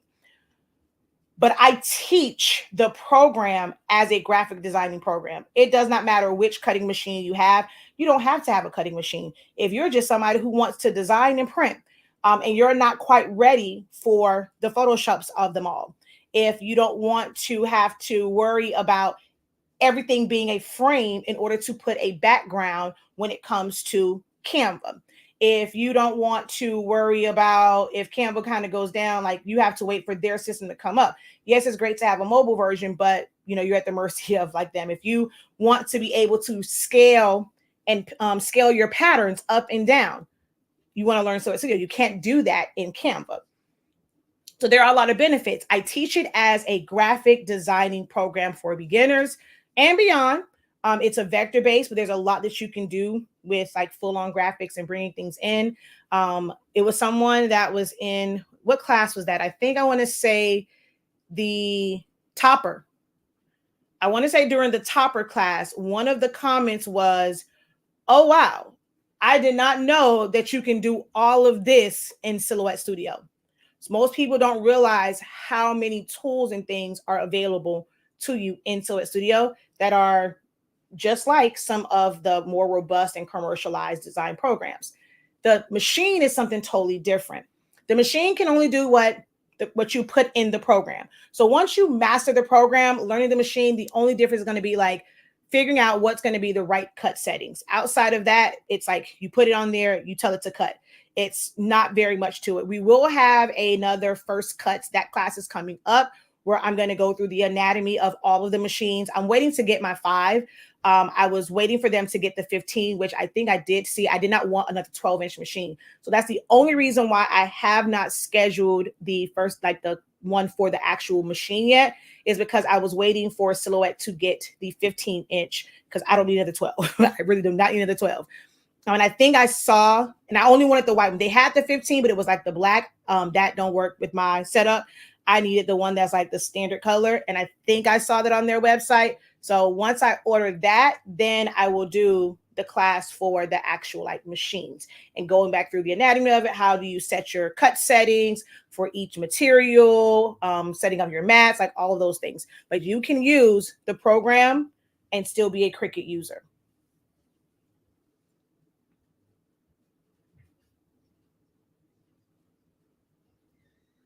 She says, right, I design and subprint. I do use Canva, but I have Photoshop as well. So you have a Cameo 4. So same thing for you. You can take the class to learn the program. You can't send, unless you're just going to order SVGs and you're going to download Designer or Business Edition and you're just going to open up an SVG, or get files from the design store and just cut them as is. You got to know how to at least maybe add color, add a pattern, change things up. So you have to know the program. So the essentials is to learn the program, how to use the program. And then we'll have the first cuts. And like that one is more like just learning the machine. There are two different things, two different classes: learning the machine, learning the program. So you can definitely go get essentials to learn the program. And when it comes to the machine, I've done some videos just kind of showing like loading it. I went through, it was a video recently. It was more like a Q&A type style, but I went through all 4 machines showing like which each one looked like. I went through the differences in the blades, how you load it, stuff like that. So those videos are available on our YouTube if you want to do that in the meantime, between the like before the class, or if you just rather do that and not take the class and be in the room to ask questions in real time. I'm trying to use Silhouette from the browser. So there's no browser version for Silhouette. Silhouette Studio, you have to download it. There is no mobile version for Silhouette Studio. I went and brought a used Cricut at first, and then that never worked right for me. So then I went and brought a Maker 3, and girl, I still don't know how to use it. I've been asked a few times to do Cricut classes just because of my teaching style and how I teach.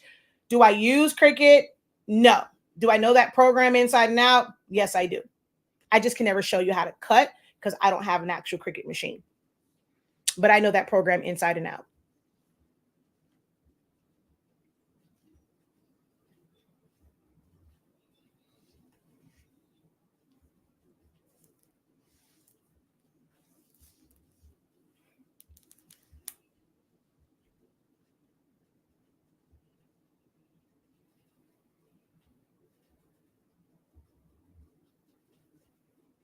Anyone else? The picnic has started. I can hear the music from here. Carol City's alumni picnic.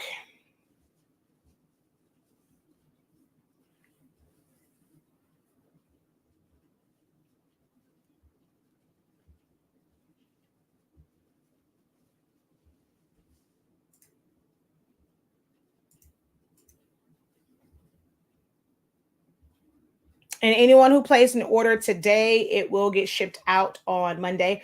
All orders before 3 p.m. Eastern Standard Time get processed the same day. After 3 p.m. on Friday, they get processed on Monday. Any orders that come in after 3 p.m. Friday get processed on Monday.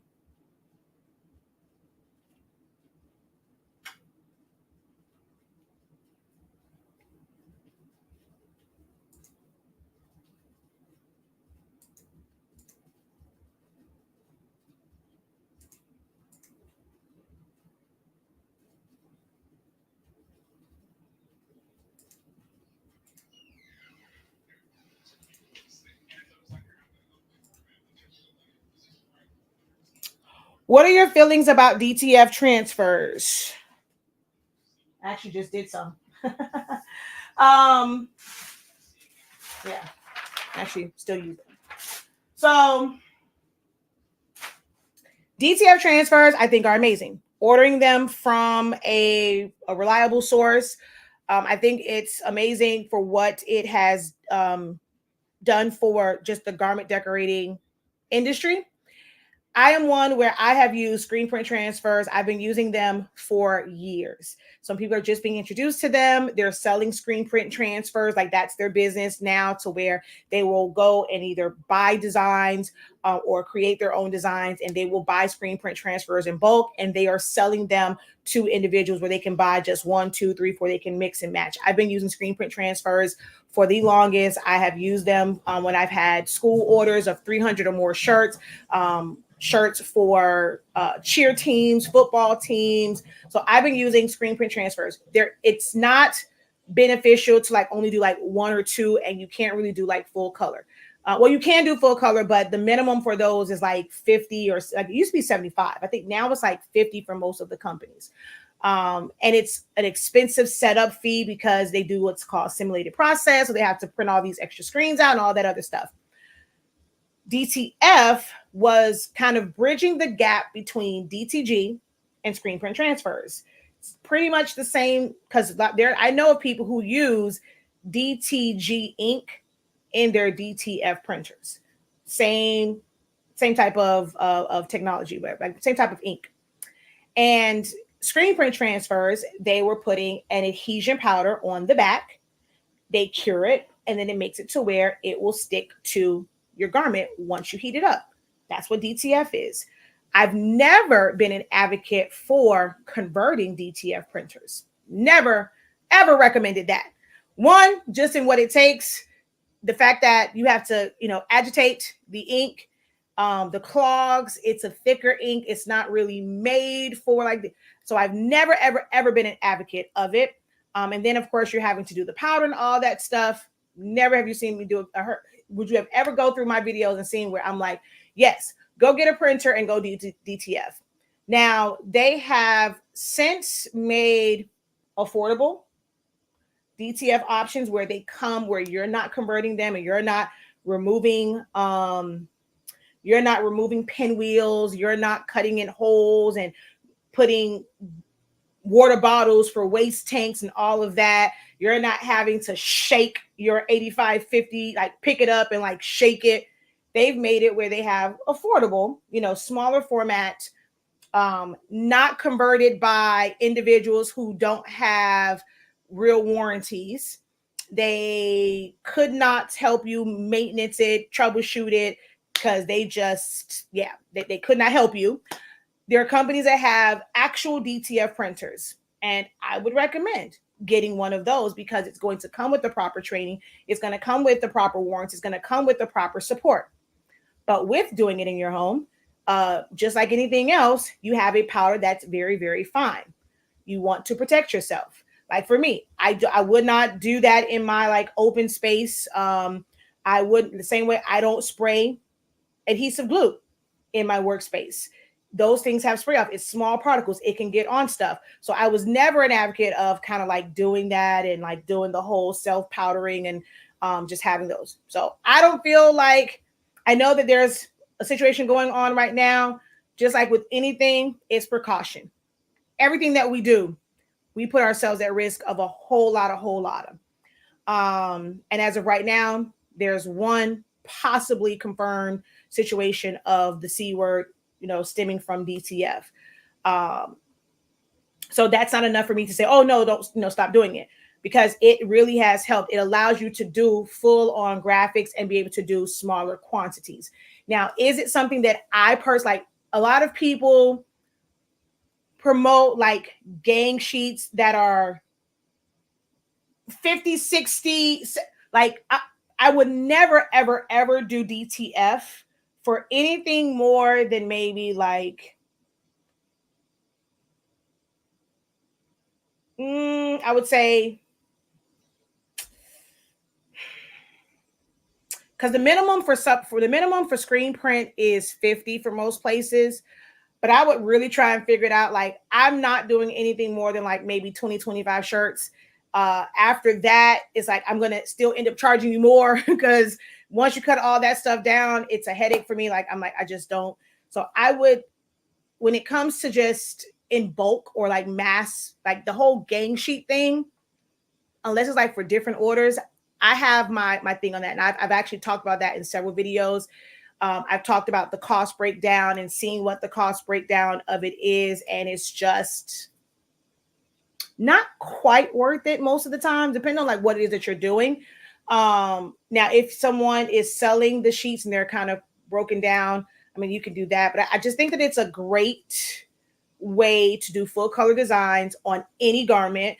When DTG first came out, it had to be wrung spun cotton. Like you could even just use any type of cotton shirt. It had to be wrung spun with the type of pre-treat. Now they have pre-treats that allow you to do it on any type of cotton. They have pre-treats for polyester and for blended shirts, but DTG had its own limitations. So that DTF kind of filled the gap for a lot of different things. It allowed you to put this full print design on any color shirt, any fabric, which you could not do with Sublimation. You could not do with DTG when it first came out, and you didn't have to worry about the minimum of screen print. So it created it solved a lot of pain points when it comes to garment decorating.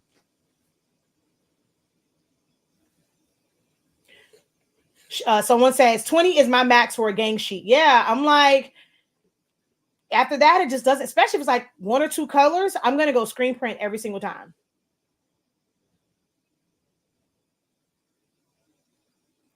Professor, have you ever printed images for cakes? If so, what food grade printed? No, I don't do edible images. So there's never a food grade one. What happens is you get a printer that has never been used. One of the ones that was like always used was the Canon printers because of the refillable cartridges. Technically, could you use an Epson EcoTank printer and put edible ink in it? Yes, you can. As long as no other ink has touched it, you're good. As long as you're not putting anything else in there other than the edible sheets, you're good. So you can go and get edible ink and you can put it in an Epson printer. Most people were using the Canon printers. Most people that I know that had like that setup, they were using a Canon printer. But you can use an Epson ET printer.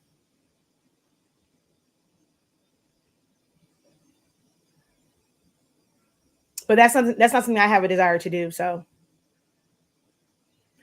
I have it downloaded, but every time I go, it's a big circle on the page for Silhouette.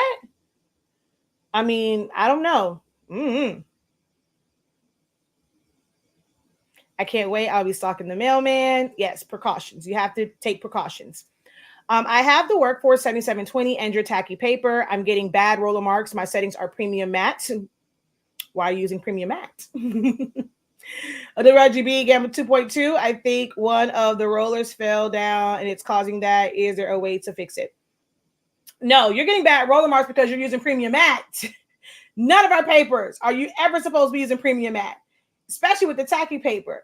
It's not going to suck it up. The ink sits on top. So going through the rollers, you're going to get bad roller marks. Especially if you're doing darker colors, you're going to need to clean your rollers often and you need to change your settings. On the paper, it tells you exactly what settings. And on our listing, it takes you to the YouTube video that also breaks it down because we only use plain paper, bright white, quiet mode on, whether you use Adobe RGB. I normally use Gamma 1.8. Sometimes I actually had to use Epson Vivid. Well, that was more so for the sticker paper.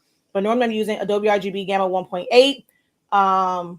Thick paper envelope. And for the tacky, we have a whole video on that to take your density down to -20 or lower. But premium matte, you should never be using. Never, ever, ever. That's a waste of ink with our paper. So you guys have to, you cannot treat, honestly speaking, like, oh, I'm just changing my paper. No, we are different. We are better. We are more efficient. You're not going to waste your ink printing premium matte. Plain paper, bright white. This is the results.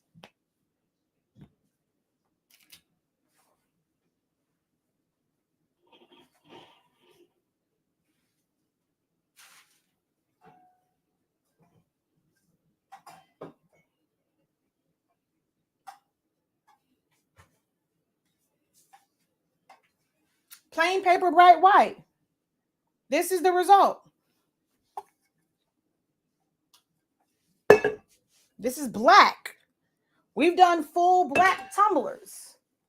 Plain paper, bright white.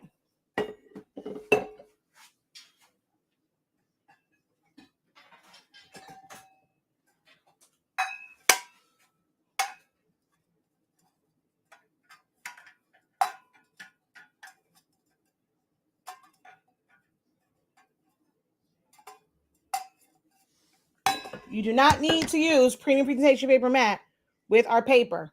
Ever. Ever, ever. Ever, ever. Ever, ever.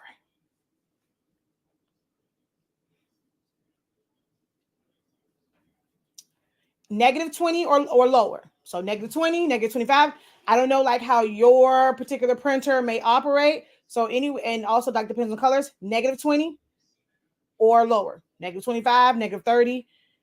You may still see some. That's why I say you still have to constantly clean your rollers because it is so tacky paper. was never intended. Any tacky paper that you get, you're going to run into this issue. Tacky paper was never intended for printers like desktop printers that have pinch rollers.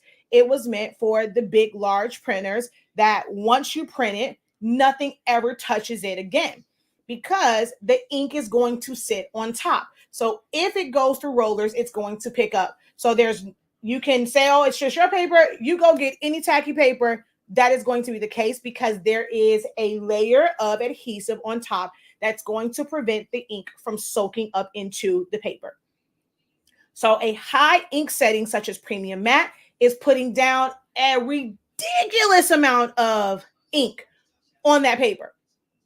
So it's going to always give you pinwheel marks because those pinwheels are moving through like wet ink. So you have to reduce the speed, you have to reduce the amount of ink, and you have to reduce the density, but it does not affect it. We just did.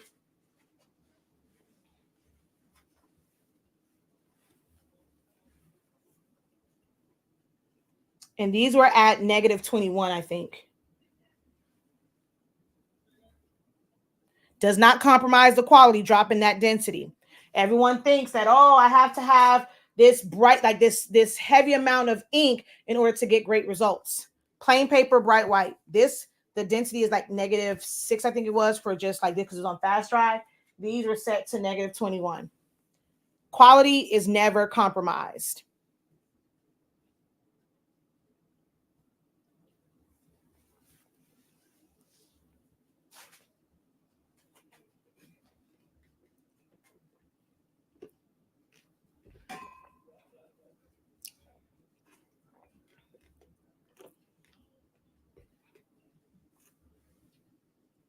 Thank you. It's been a minute since I've done a Saturday session, so I'm trying to get it in. I can't say when I would be able to do another one. So as I keep asking y'all, whatever questions you have, get those questions in because I don't know when I'll be able to do another Saturday session like this. So I'm trying my best to like stay on as long as possible so I can get y'all questions in. And my goal is to kind of go through and this time attempt to break this up and pull out certain sections and just make them shorter, like, just posting just those parts. I'm trying my best to do that. I'm going to go back through it, but it's your opportunity. Ask your questions. I don't do these very often. I've been doing this for 10 years.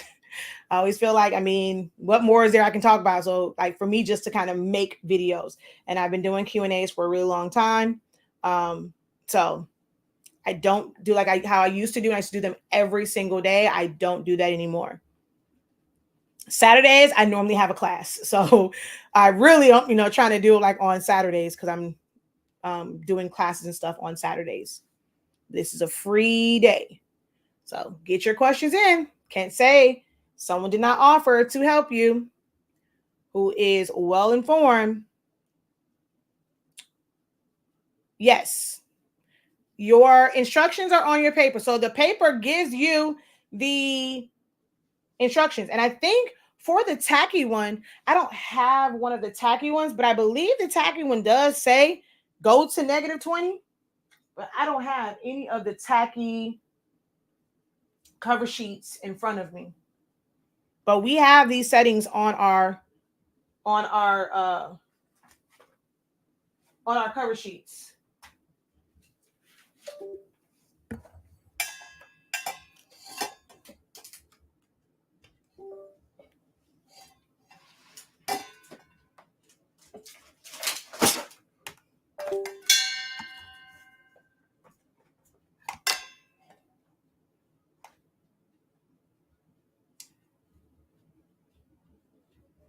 Okay, only thing that came in was shirt. Whatever you put before that, only thing it says is shirt. And that doesn't match the last comment that you made. So you have to retype it. They are also on the website. But yeah, so everything is the same exact setting as our fast dry. The only thing that's different between the fast dry and the tacky is the density. So whatever it says for, if you're using our fast dry, same exact settings, just change your density from -5 or -10 to -20 or lower. But for anyone, it's not saying just for you, like for anyone, if you ever need the instructions again, they are on our website.